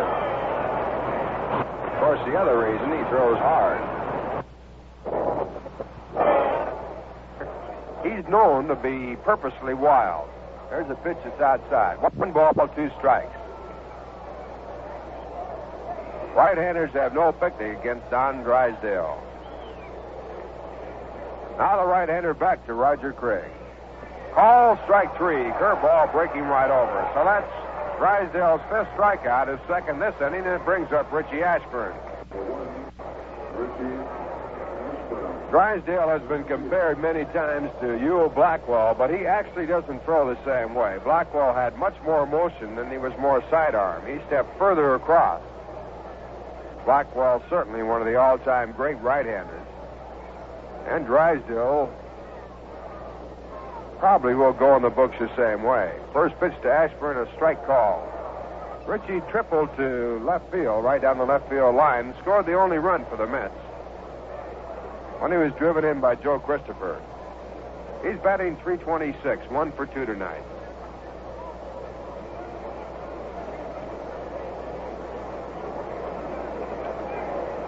Dodgers play him to hit the ball to left field. Drysdale starts to swing, but then stops, then starts again, and Ashburn backs away.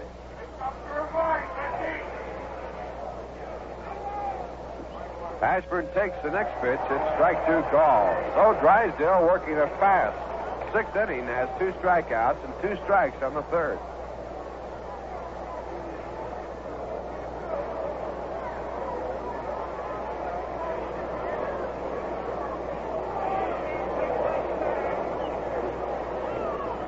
Richie playing in center field. Bats from the left-hand side, and the 2-strike pitch to him, swung on, missed, gets away from Roseboro. He picks it up, throws to first base wide, but Ferry takes it, then steps on the bag. So Drysdale completes the inning by striking out the side. His 6th strikeout in the ball game, and in the inning for the New York Mets, no runs, no hits, no errors.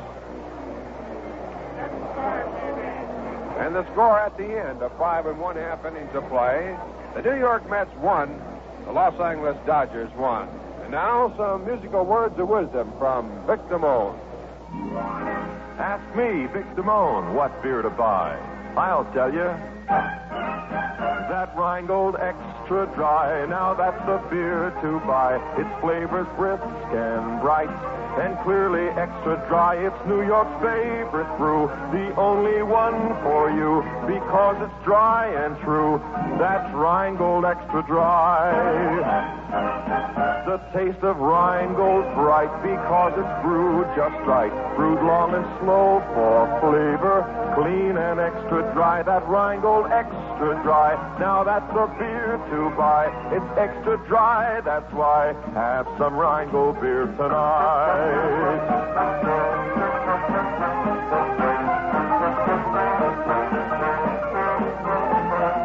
It's New York York's favorite brew, the only one for you, because it's dry and true.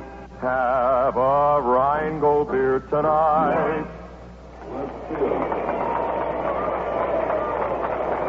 Back now to the ball game in Chevis Ravine, Los Angeles, or Dodger Stadium, whichever you prefer. And the first batter to face Roger Craig will be Tommy Davis, and he takes on the outside corner, strike one. Sort of interesting to know, the Los Angeles Angels, who also play their ball game here, refuse to call it Dodger Stadium. That's what it's been named by Walter O'Malley. They call it Chevis Ravine, which is the area the stadium is located in. Next pitch to Tommy Davis is down low. 1 ball, 1 strike. Originally, this was nothing but a hilly kind of a territory where we used to hunt rabbits around here, and it's been converted into one of the most beautiful stadiums in the world. 1-1 pitch to Davis, swung on a miss, strike 2. They had to move about 9 million yards of dirt up here to flatten it all out and get it in shape, which they certainly have done. About 5 minutes from the Civic Center of Los Angeles, California. 1-2 pitch to Davis. Bounced down to third, but going foul. So the count will hold at 1 ball and 2 strikes. But no matter what Mr. O'Malley calls it, the Los Angeles Angels call it Chevis Ravine Stadium.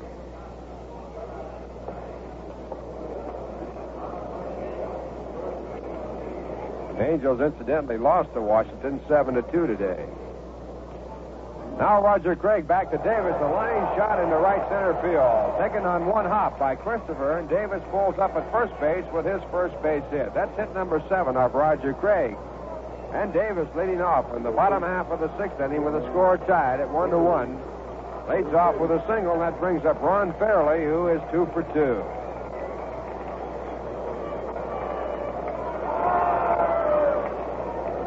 Ron came into the game batting .236. He has now upped his average to .263. Left-handed batter, off the campus of the University of Southern California. Roger Craig with a fastball outside, ball 1. Pitch was up and out. Could have been a pitch out. Tommy Davis at first base can run.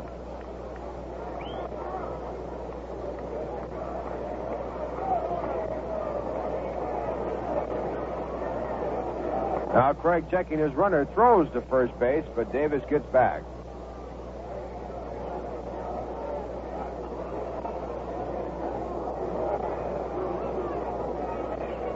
Fairley, a left-handed batter, and another throw to first. Again, Davis back as Bouchee makes the late tag. Craig has been very active at first base, trying to hold the runner tight. Next pitch is outside. So the count now, 2 balls and no strikes.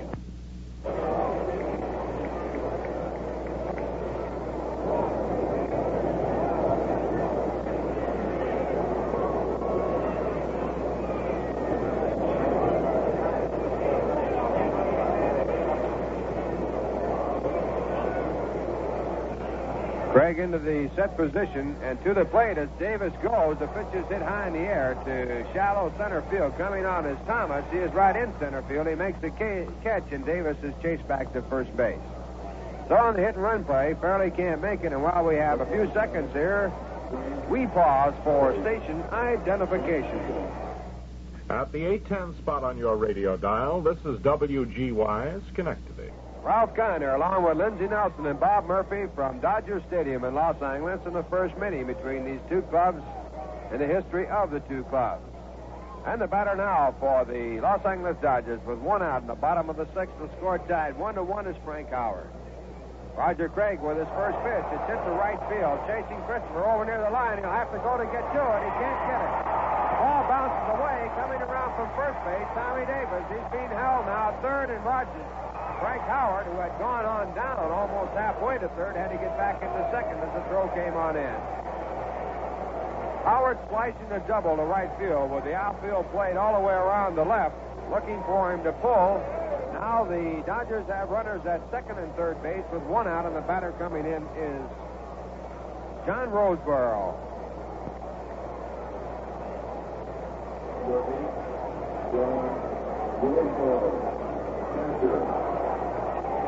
That's the second hit of the evening for Frank Howard. The big fellow who the Dodgers have put so much weight on. They're looking for him all the time to bust out as one of the top home run hitters in baseball.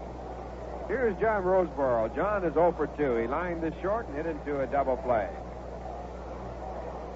Batting .275 from the left-hand side. Infield playing in. Roger Craig working with runners at second and third. In trouble now. And the first pitch is hit sharply to Bouchee. Takes it in the air. Throws to second base. In time. A double play. And Frank Howard getting back to second base late as Bouchee looked around to throw. He started to throw to second base to Chacon. It's a double play. And that ends the inning, and Roger Craig gets out of a tough situation. In the inning for the Los Angeles Dodgers. No runs on 2 hits. There were no errors. 1 man left. And the score at the end of 6 innings of play, the New York Mets won. The Los Angeles Dodgers won. You know, when San Francisco's Giants come into the Polo Grounds for a weekend series following the holiday invasion by the Dodgers, Willie Mays, certainly baseball's most exciting player, you won't get an argument there, will be in familiar territory, but several of the Giant stars never played in the Polo Grounds before. Fellows like Orlando Cepeda, one of the all-time great newcomers in baseball. He's been picked by many to hit over 60 home runs in one season. And he's the favorite just about every year now to win the National League home run title. You know, he's never played in the Polo Grounds, and there are several others. Philippe Alou, who is another very exciting Giant player. Willie McCovey. You can name quite a few. And, of course, you'll be seeing Al Dark back in there. Dark, a member of that great team in 1951. All this coming up in the Polo Grounds when the New York Mets return with the first series against the Los Angeles Dodgers on May 30th. And after that series, which ends on the 31st, June 1st, the San Francisco Giants in for the first time. All you Giant fans, I'm sure, will want to see that one. And you can get tickets at 3 convenient locations at the Polo Grounds, or downtown at Grand Central Station. That's over in the Vanderbilt side, or at the Pennsylvania Station in the Long Island Waiting Room. You can make your ticket reservations at any of the Howard clothing stores throughout the area. Yes, sir, the Los Angeles Dodgers and the San Francisco Giants coming in.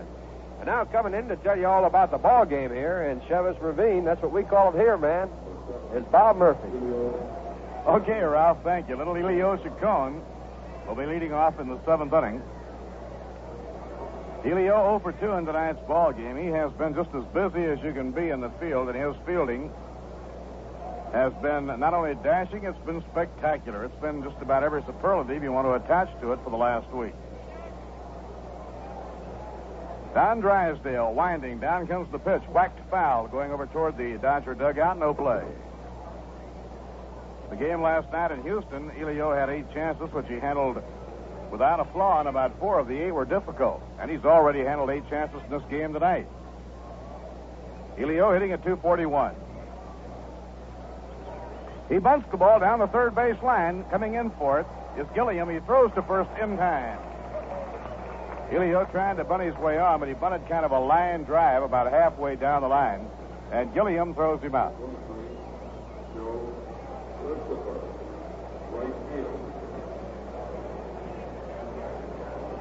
One out and nobody on. The hitter will be Joe Christopher. Joe singled up the middle, driving in Richie Ashburn with the tying run for the New York Mets in the 4th inning. The game tied 1-1. We're in the top of the 7th.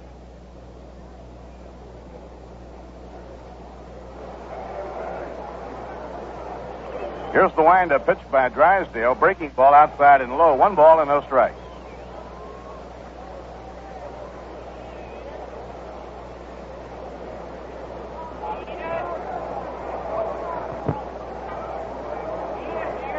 Now Sally Hemus clapping his hands together, shouting the encouragement from the lines at third. The 1-1 delivery. Christopher checks the swing. It breaks outside. 2 balls, 1 strike.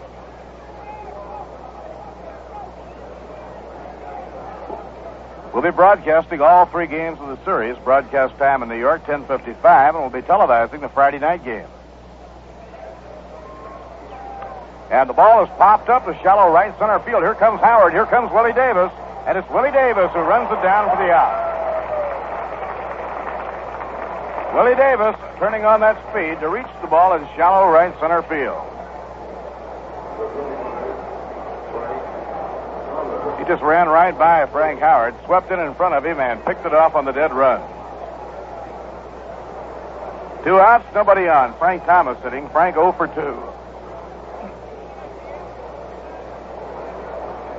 Frank was robbed of a home run his last time up, but they put the shift on against him. He holds up. It's outside, ball 1. 3 infielders over on the left side of the infield now against Thomas. With nobody on, they move everybody over there. The outfield deep and around toward left. Now Drysdale cranking up. In comes his pitch. Mean fastball that's outside and low. 2 balls and no strikes. Tommy Davis went over to the field boxes, draped himself over the railing, reached high and made a one-handed grab to take a home run away from him. Ball 3. 3-0. Drysdale behind on Frank Thomas now. Frank hitting at .324 with 11 home runs and 27 runs batted in. Pitching 3-0. Swing and a line drive into left field, a base hit. Up with the ball is Tommy Davis, and Frank on the green light on 3-0 singles to left field. And so he extends his consecutive game batting streak. Thomas now has hit safely in 12 straight games. Felix Mantilla owns the longest consecutive game streak of the year for the Mets. Felix had a 14-game streak, now ended.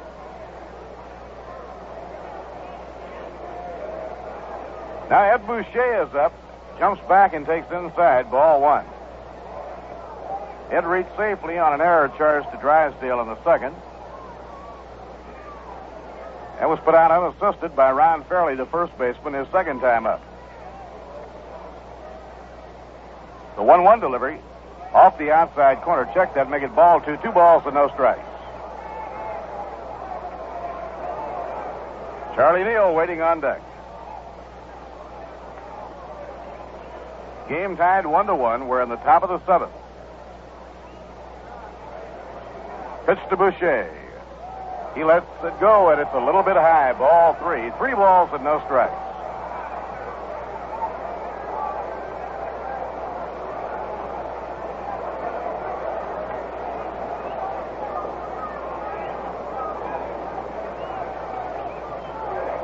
Now the 3-0 pitch.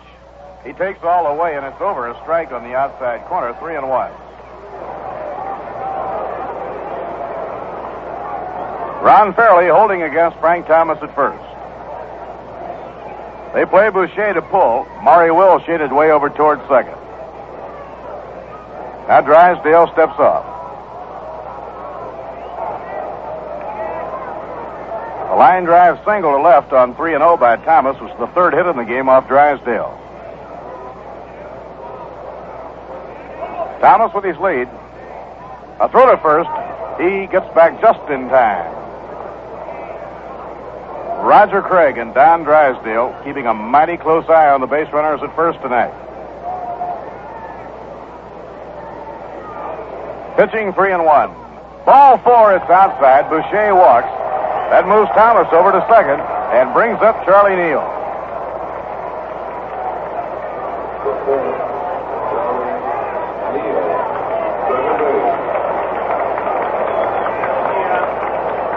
That is the first walk surrendered by Drysdale, and Neal comes up with 2 men on.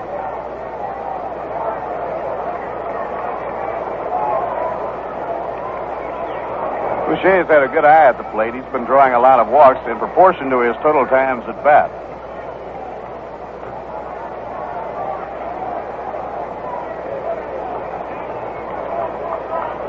Runners on first and second, 2 men down. Now Charlie Neal batting against Don Drysdale. Charlie, a 6-year veteran with the Dodgers before coming to the Mets. Here's the pitch to him. Inside, he had to kind of turn and get out of the way of that one. Drysdale had a lot on the pitch, and the count 1 ball and no strikes.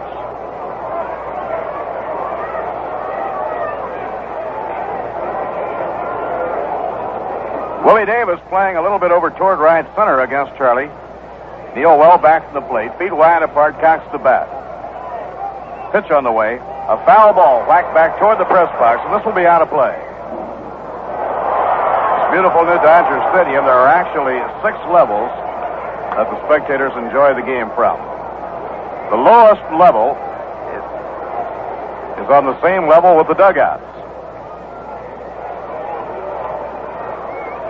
I imagine those folks sitting the dugout floor exactly even with the floor of the box seats they occupy, are watching a ball game the way the players have been seeing it for years from the dugout, and they're kind of looking up. Now Drysdale has to throw the ball in to Al Barley because Charlie Neal wants him to take a look at it.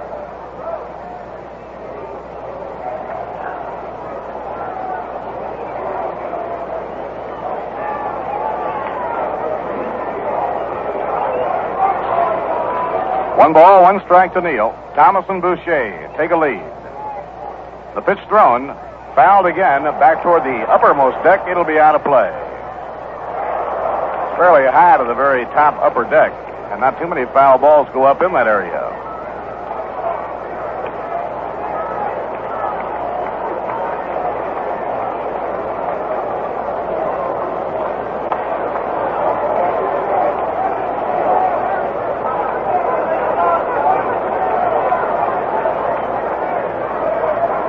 Game tied 1-1. We're in the top of the 7th. Mets with a scoring threat, and the pitch by Drysdale is fouled. He just got a piece of that one, coming back toward the screen. The Phillies are leading the San Francisco Giants 5-1 at the end of 4.5 innings.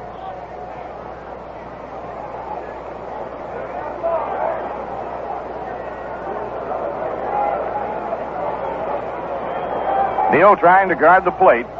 Behind on the count, 1 ball and 2 strikes. Thomas leads off second, Bouchee off first. Here's the pitch. Swing and a miss. He struck him out. Drysdale fanning Charlie Neal with a real blazer, his 7th strikeout of the game. No runs, 1 hit, no errors, 2 left on. And now at the end of 6.5 innings, the score, the New York Mets 1 and the Los Angeles Dodgers 1. So here on the West Coast, it's the 7th inning stretch. The folks here are all standing up and kind of stretching out. Ralph, I wonder what the fans back in New York are doing. Well, Bob, they've been doing the same thing, I think, every day now. They were stretching out for glasses of Rheingold Extra Dry. Right you are. And comes the 7th inning or any inning, more fans stretch out for Rheingold than any other beer. And that's because Rheingold is New York's favorite beer. You know, it's easy to see why. In fact, Dry tells you why. Yes, sir, Extra Dry tells you why Rheingold is beer as beer should taste. Brisk and bright and clean, clear through. Rheingold is brewed of the choicest ingredients, brewed the long, slow, costlier way. And that's what makes Rheingold Extra Dry such a wonderful beer. Wonderful because it's so much more refreshing. And more refreshing because it's extra dry. Right, Ralph? That's right, Bob. So, folks, why not enjoy a fine cold glass of Rheingold along with our diamond doings right here in Chevis Ravine? Join the millions who say, my beer is Rheingold, the dry beer. Now Larry Burright leads off the home 7th inning for the Dodgers against Roger Craig.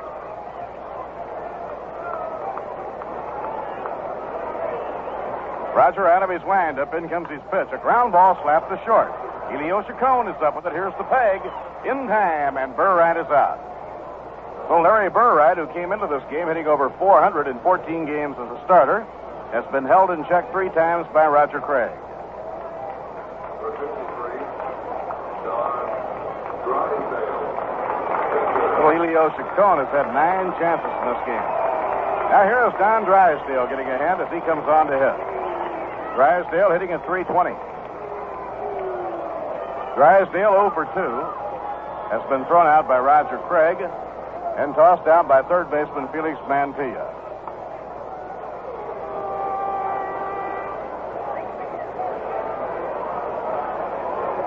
Fans, those of you now who will be driving to the big series between the Dodgers and the Mets and the Giants and the Mets at the Polo Grounds, remember that for all home games at the Polo Grounds, the Yankee parking facilities will be open. Ground ball raked towards short. Chacon to his left. Glove hands the ball. Flips to Neal. Charlie has no chance to make a play. A great effort by Elio Chacon. Finally running at full speed, Elio came up with the ball somehow. Knew he had no chance at all to throw to first base, so he flipped it to Neal and left it up to Charlie to see whether or not he had a chance, and they didn't. So it's a base hit for Don Drysdale.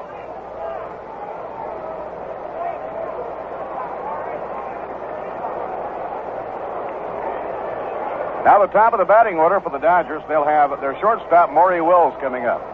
Maury hitting at .234. Has one hit and 3 times up, and he scored the lone Dodger run in the game back in the 3rd inning. The Mets then tied the game up in the 4th on a triple by Richie Ashburn and a run-producing base hit by Joe Christopher.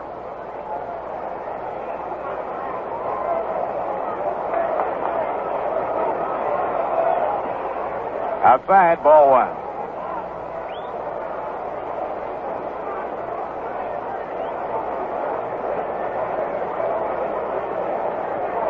Jim Gilliam waiting on deck.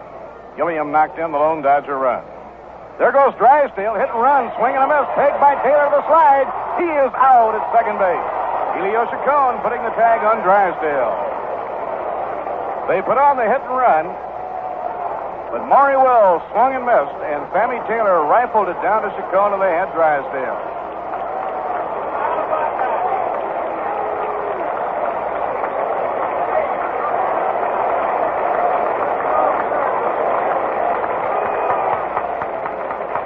Two outs, nobody on now in the last of the 7th inning. 1 ball and 1 strike on the left-handed hitting Maury Wills. Or he actually a switcher up there batting left-handed against Roger Craig. Now Roger turns around to scan the defense. I believe he wants Christopher a little bit more toward right center and not quite so deep. The 1-1 pitch, inside and low.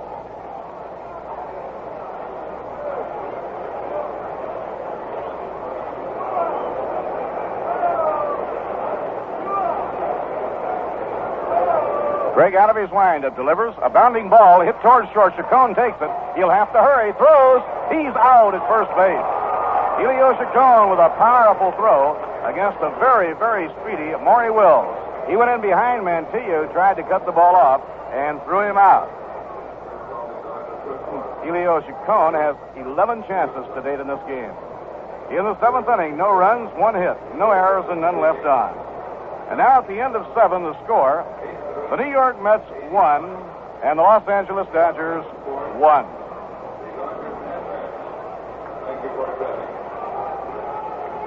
Folks, remember that following the 7 big games in the Polo Grounds, starting on Memorial Day against the Dodgers and the Giants, that the Mets go out only briefly on the next road trip.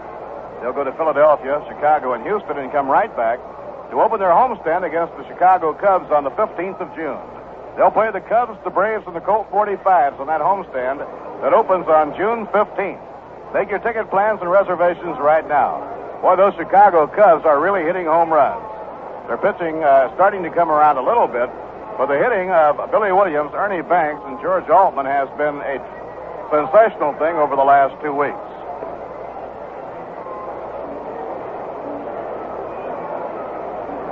Now we'll be going along to the 8th inning. The New York Mets coming up against Don Drysdale, hoping to break the deadlock. The paid attendance figure has been posted for tonight's game between the New York Mets and the Los Angeles Dodgers. And to tell us all about it and carry along the excitement here at Dodger Stadium, here again is Lindsey Nelson. Thanks very much, Bob Murphy. 19,885 here on hand at Casey Stengel night at Dodger Stadium in Los Angeles. As the New York Mets come up here now in the top half of the 8th inning, and they're sending up the catcher, Sammy Taylor. He's a left-hand batter who was stroking a hot bat in the Houston series. Tonight he is 0 for 2, facing right-hander Don Drysdale. Drysdale is into the windup, and here's the pitch to Taylor. Swung on. There's a fly ball going to right field. Moving over is big Frank Howard. And now Willie Davis comes, and Howard stops and starts again to make the catch for the out. Howard started on, stopped, thinking that Willie Davis had called, and apparently Davis told him to come on because he started again at the last moment and hauled it down for the out. A little mix-up between Willie Davis and Frank Howard, but no damage done as far as the Dodgers are concerned, because Taylor has flied out to Howard. One away, and Felix Mantilla is up. He's been up twice and struck out both times against side-arming right-hander Don Drysdale, who has struck out 6 and walked only 1 here tonight.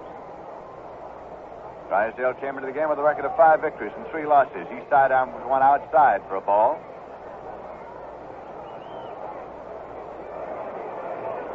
In the bottom half of the 7th inning, Sammy Taylor threw out Don Drysdale, stealing at second, and that put an end to a streak of 15 consecutive stolen bases in this homestand by the Dodgers as a swing and a foul ball back and ricochets back onto the playing field, where it is finally retrieved by Ron Fairley. He gives it over to Shag Crawford, the umpire at first, to examine, and Crawford's throwing it out of the ball game. So Al Barley, the umpire behind the plate, puts another ball in play.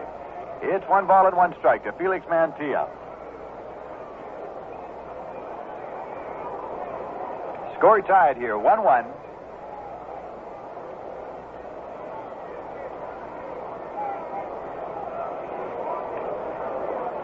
Drysdale again is set to work to Mantilla. Swing and a miss. 1-2. Through 7 innings of play, the New York Mets, 1 run on 3 hits and 1 error. For the Dodgers, 1 run on 9 hits and 1 error. Drysdale taking a moment now.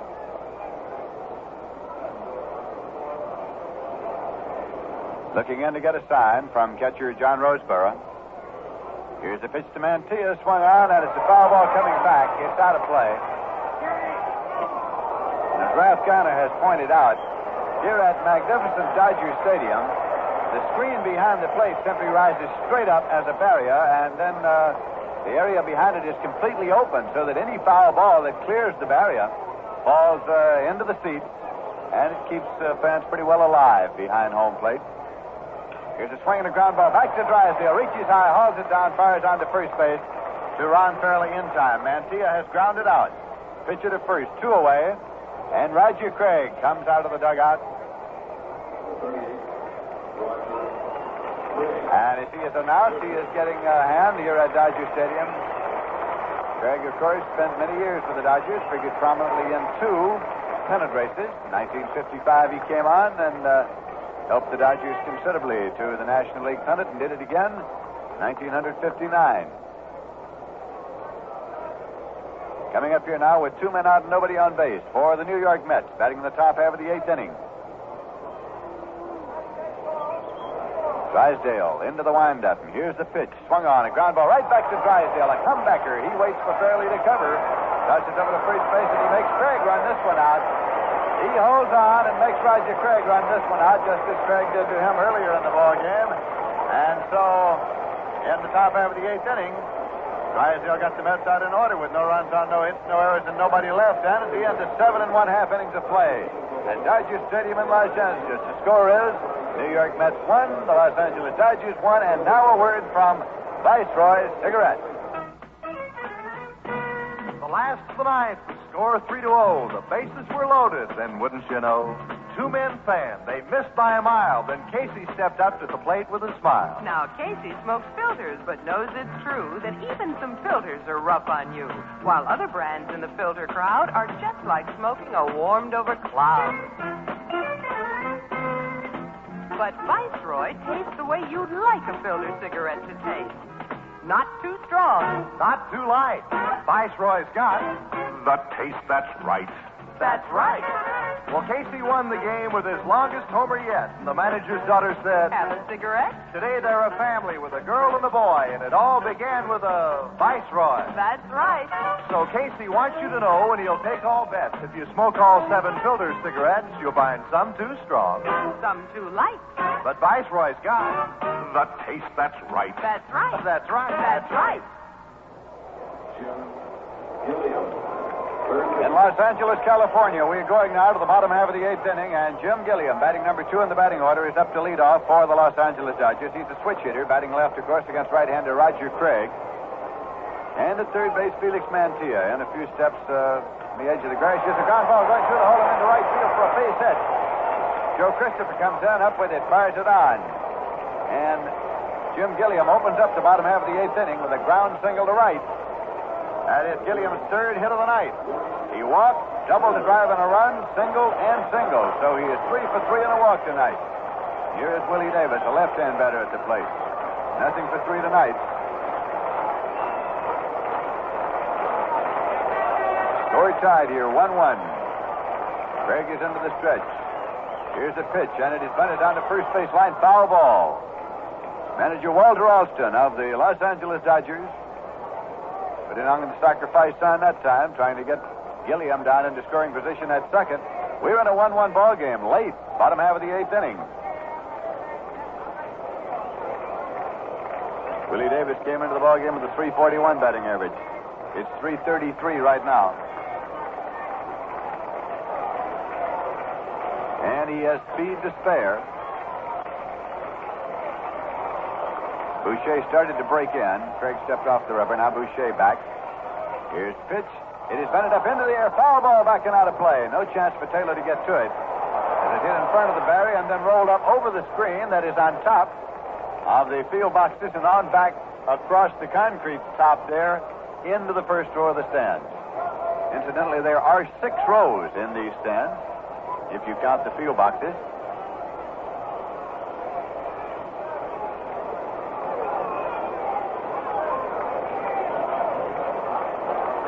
Here is the pitch now to Willie Davis. It's outside for a ball. 1 ball and 2 strikes to Davis. To Jim Gilliam, the base runner at first. Willie Davis looking down to Leo DeRocher, the coach at third. Greg Malevy is the coach at first. Greg taking a long time to get the sign from Sammy Taylor. And so Willie Davis steps out of the batter's box, and time is called.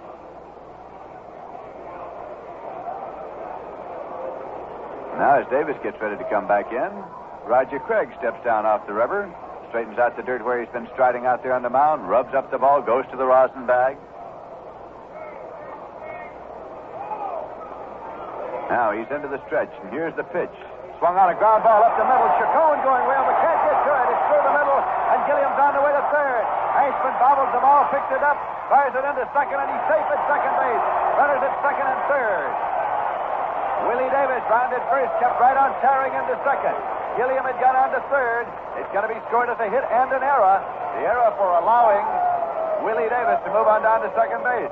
Richie Ashburn in center field charging the ball, trying to come up with it in a hurry. Could not find the handle, bobbled it once, and then came up and fired on to second, not in time to get Davis. So now the Dodgers have runners at second and third. Nobody out in the bottom half of the 8th inning, and cleanup batter Tommy Davis is coming up. That ball was smacked squarely up the middle. Elio Chacon actually went up on the right side of second to try to flag it, and a backhanded stab. He could not get to it. Jim McKenzie and Craig Anderson now throwing in the bullpen for the New York Mets. Here in the bottom half of the 8th inning. Tommy Davis grounded out, pops out, and single. He's 1 for 3 tonight. Time call now by Ed Bouchee down at first base, as he is looking into the dugout to Casey Stengel to see exactly what Casey wants done in this situation. And they're going to put him out at first base.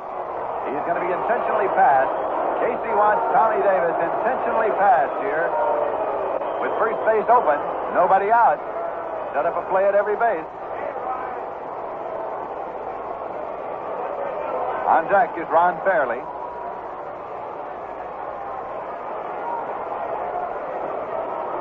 But Tommy Davis has been intentionally walked. To load the bases, Fairley single, and flied to left. He bats number 5 in the batting order. Roger Craig in a spot here in the bottom half of the 8th inning of a ball game that's tied 1-1. He has battled these Los Angeles Dodgers all night long. New York Mets bring the infield in now, hoping for the force play at the plate. As Craig works with a windup on Fairley. Pitch misses outside for ball 1.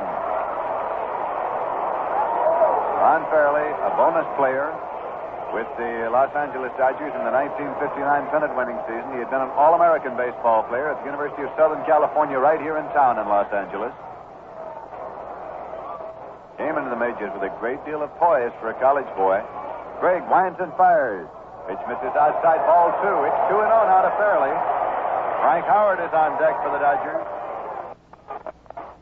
Elio Chacon has gone in now to the mound. Says something to Craig and turns and runs back to his position at shortstop.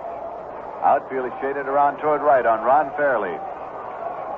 2 balls and no strikes to count. Bases loaded for the Dodgers with nobody out. The bottom half of the 8th inning. Craig with the 2-0 pitch. Swung on and missed. 2-1 the count. Jim Gilliam, the base runner, at third. Willie Davis at second. Tommy Davis at first. Good speed on the bases for the Dodgers.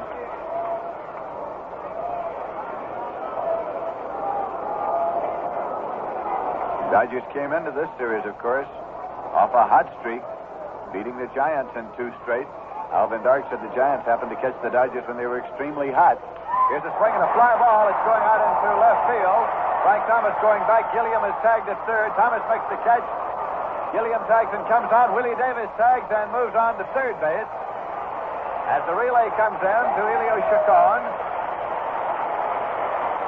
So the score is 2-1. Runners at first and third now. Sacrifice fly to deep left field by Ron Fairley, and a run batted in, credited to Fairley. As Jim Gilliam tagged up and scored, Willie Davis tagged up at second. Came on taking the wide turn at third. Coach Leo DeRocher down, talking to Willie Davis now off the bag at third.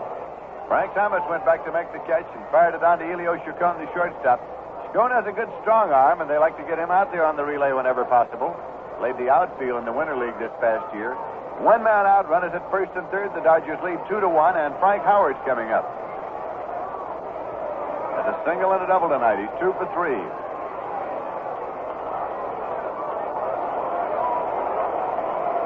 He was an added starter tonight for the Los Angeles Dodgers. The initial lineup posted in the dugout during batting practice had Wally Moon in right field. Here's a swing and a ground ball to Mantilla. He goes to Neal. He's out at second. Relay to first. Safe at first base. It was in the dirt, and Bouchee tried to scoop it out, and the ball popped out of his glove as he tried to scoop it out. There had been no sign to the umpire to indicate anything at that time, so on at first base is Howard as another run is scored. Willie Davis crossing the plate. Howard has forced Tommy Davis. The play there going from Mantilla at third to Charlie Neal at second. Neal made the pivot and tag, but he was low and in the dirt, and not in time to complete the double play. So Frank Howard has simply forced Davis. 2 men out. He is on at first. The Dodgers lead by a score of 3-1, and here is John Roseboro, left-hand batter at the plate. The pitch is outside for a ball.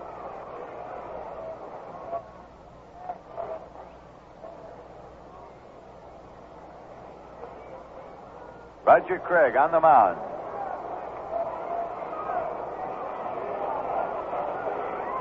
He has the sign into the stretch. Howard leads at first base. Here's the pitch. Into the dirt, and he's coming on back at Taylor. Howard's going to second base. Taylor has no throw. He sidearms it simply back to the mound to Roger Craig. Umpire Ed Bargo at second. Asks to see the ball, and he's going to throw that one out. It is scored as a wild pitch, charged against Roger Craig. And it moves Frank Howard to second base with 2 men out. Count 2 balls and no strikes.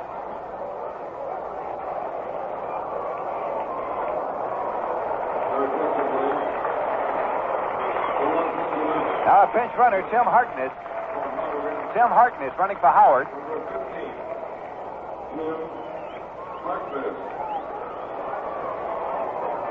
Tim Harkness running for Frank Howard as manager Walter Austin goes to speed at second base with 2 men out, and Roseboro at the plate with a count of 2 balls and no strikes. Dodgers have 2 runs this inning, the bottom half of the 8th. Craig stretches and fires in there for a called strike.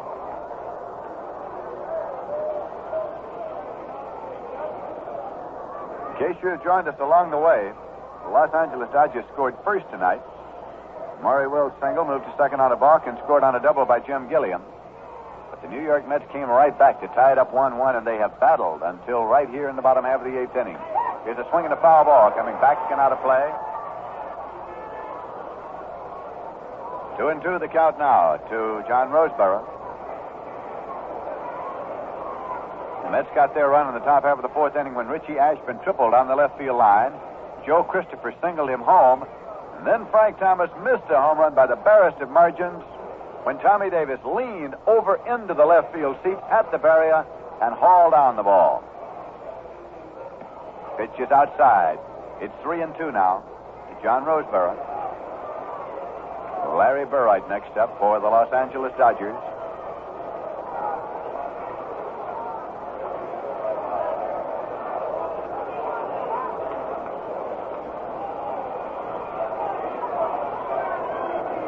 Craig getting a sign from Sammy Taylor.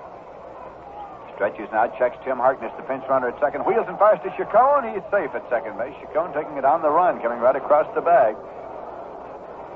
Roger Craig wheeling and firing it on back there to second. He comes down now to straighten up the dirt where he strides off the rubber. Chacon again runs Harkness back. There is no throw this time. Roger Craig steps off the rubber and bluffs him back. 3 balls and 2 strikes to John Roseboro at the plate with 2 men out. A pitch swung on, and there's a fly ball going deep to right center field. Ashburn is back there, and Richie Ashburn hauls it down for the out. So Roseboro has flied out, and in the bottom half of the 8th inning, the Los Angeles Dodgers got 2 runs on 2 hits. There was 1 error and 1 man left. So at the end of 8 full innings of play, the score is the Los Angeles Dodgers 3 and the New York Mets 1. In the American League, the New York Yankees defeated the Kansas City A's 13-7. The Cleveland Indians defeated the Chicago White Sox 5-4. The Washington Senators beat the Los Angeles Dodgers 7-2. Detroit at Baltimore postponed because of rain, and the Boston Red Sox beat the Minnesota Twins 6-1. Now for the Los Angeles Dodgers, Tim Harkness is playing first base, and Ron Fairley has moved out to right field with Frank Howard, of course, out of the ball game, having been removed for Harkness as a pinch runner. And for the New York Mets, in the top half of the 9th inning, it is Richie Ashburn, top of the batting order, up to lead off. The Mets trail by 2 runs.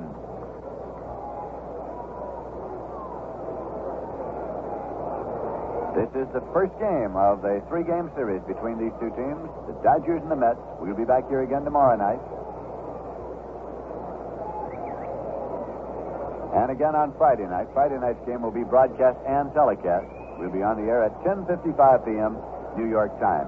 Here is Ashburn, who had the triple in the 4th inning and scored the run for the New York Mets. 1 for 3 tonight as Don Drysdale winds and fires in there for a called strike 1. New York Mets looking for a base runner some way here in the top half of the 9th inning, trailing by 2 runs. At third base, Jim Gilliam is in on the edge of the grass. That pitch is tight to Ashburn, backs him out of there, and it's 1-1.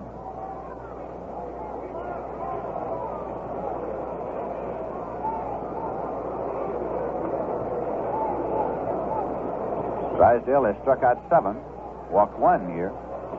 That pitch is low for a ball. 2-1 to Richie Ashburn, veteran outfielder of the New York Mets.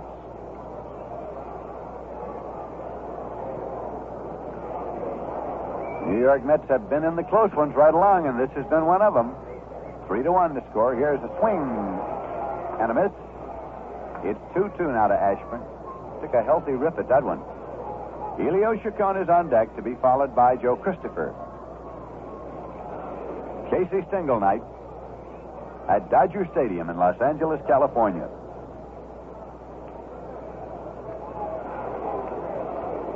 Now, Drysdale fires the ball in for umpire Al Barlick to look at it, as Ashburn is asking to take a look, and he is throwing this ball out. Found a dark spot or some imperfection, and he's thrown it out.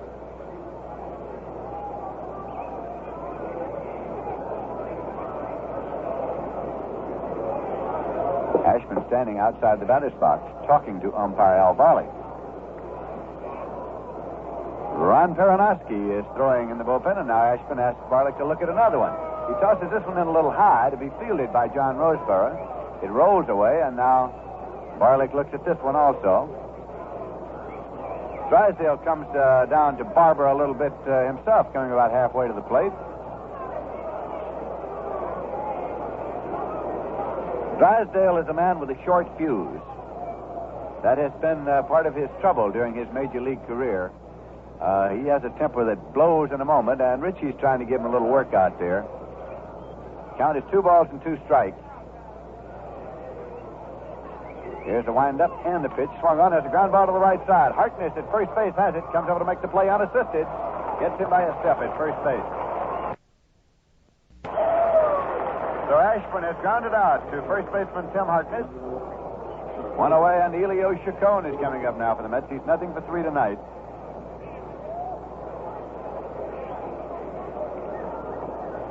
The New York Mets on their first swing to the West Coast, taking on the Dodgers in 3 games, and then they move on up to San Francisco to take on the San Francisco Giants in 3 games. And then they come home to take on first the Dodgers and then the Giants. Pitch is in there for a called strike. This is the first of 13 consecutive games that the Mets will play with the Dodgers and Giants here in San Francisco and at the Polo Grounds.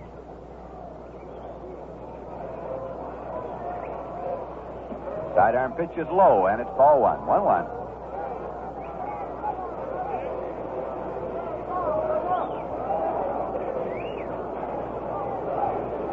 Going back out of the batter's box for a moment. Now he's getting set once again. Here's the 1-1 pitch from Drysdale. Low and away. For ball 2, it's 2-1.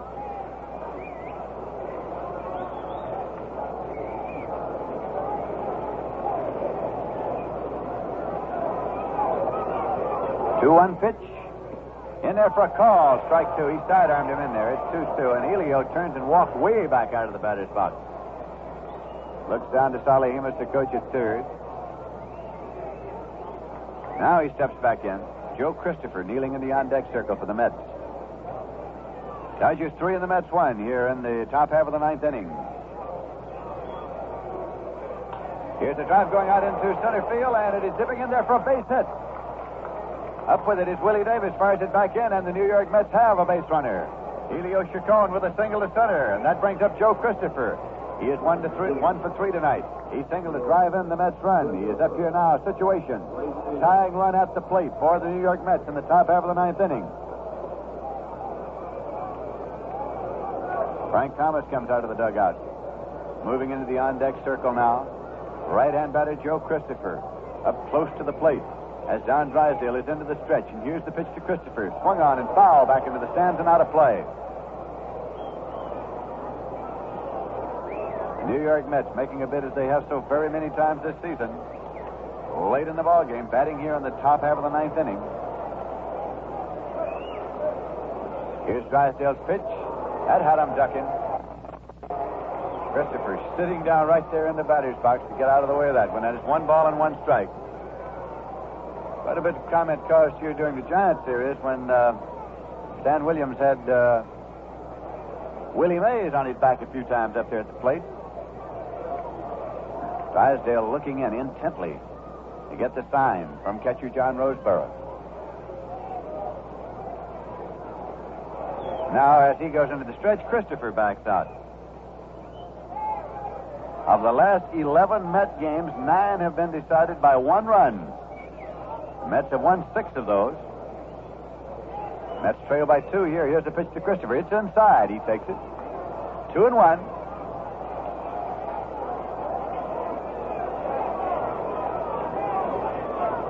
Probable pitchers for tomorrow night: John Padres for the Dodgers and Bob Miller for the New York Mets. Elio Chacon takes the lead at first. Here's the 2-1 pitch to Christopher. Foul back and out of play. 2 balls and 2 strikes to count.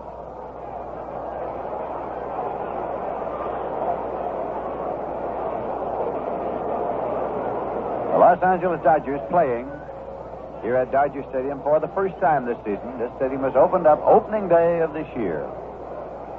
The Dodgers played for 4 years in the Los Angeles Coliseum.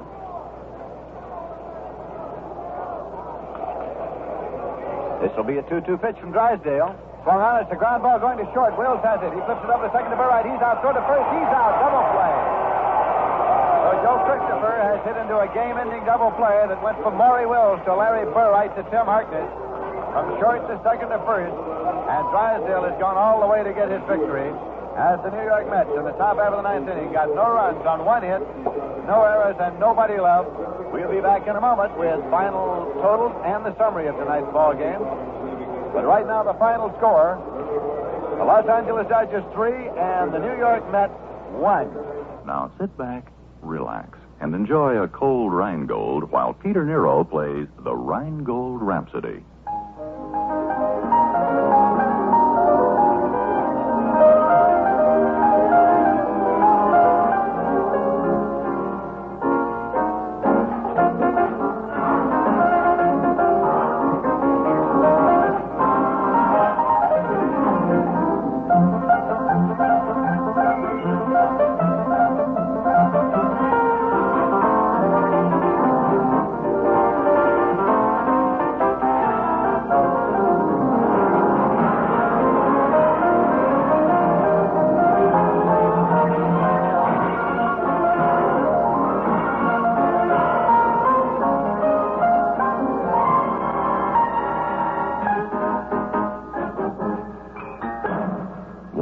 Try extra dry Rheingold beer. It was a battle all the way here tonight as the Dodgers and the Mets met for the first time in baseball history, and the Dodgers won it by a score of 3-1. And to tell you something of how they did it, here is Ralph Kiner. Well, Roger Craig pitched very good baseball out here in his first start against his former teammates. He only gave up 3 runs. But he ran into a fellow who pitched just a little bit better. It was a pitcher's duel all the way for 7 innings, a score 1-1 at the end of 7. But in the 8th inning, the Brooklyn Dodgers, the now Los Angeles Dodgers, broke out and scored 2 big runs to take the lead and win it by a score of 3-1. Jim Gilliam led off the 8th with a single. That was his 3rd straight hit. He also walked, so he was on base 4 consecutive times. He then was moved down to 3rd base when Willie Davis singled to center field after trying to bunt and working the count to 2 strikes. And then they walked Tommy Davis intentionally to load the bases up after Willie Davis had gone to second on an error. And then Ron Fairley, who also had a big night, hit a sacrifice fly to deep left field to score the tie-breaking run. Frank Howard then hit into a attempt of a double play. It was not pulled off, and while they were trying to make 2, the 3rd run of the ball game scored to give the Los Angeles Dodgers enough of a lead that the Mets could never overhaul. Don Drysdale in 7 of the 9 innings got the side out 1-2-3, which gives you an indication of how well he pitched. Only in the 4th inning, when the New York Mets scored their only run, when Richie Ashburn tripled to left field and scored in a single by Joe Christopher, and also in the 7th inning, when the Mets left 2 men on base, did the Mets leave any runners on base or get any runners across home plate. Drysdale gave up 1 run on 4 hits. He struck out 7. He walked only 1 batter in the ball game. Roger Craig went all the way for the New York Mets. He gave up 3 runs on a total of 11 hits. He did not strike out a batter. He walked 2. And that's just about the story. A well-played ball game all the way. The Mets today also acquired Willie Hunter, a left-handed pitcher from the Dodgers. He was at Omaha in the American Association. He'll join the team on Friday. It was a cash purchase. The game pitchers tomorrow will be Bob Miller. He has not won a game. He's lost 2. Johnny Padres will be going for the Los Angeles Dodgers. Game time will be at 10:55. Well, that wraps up another New York Mets game. Sure hope you enjoyed it.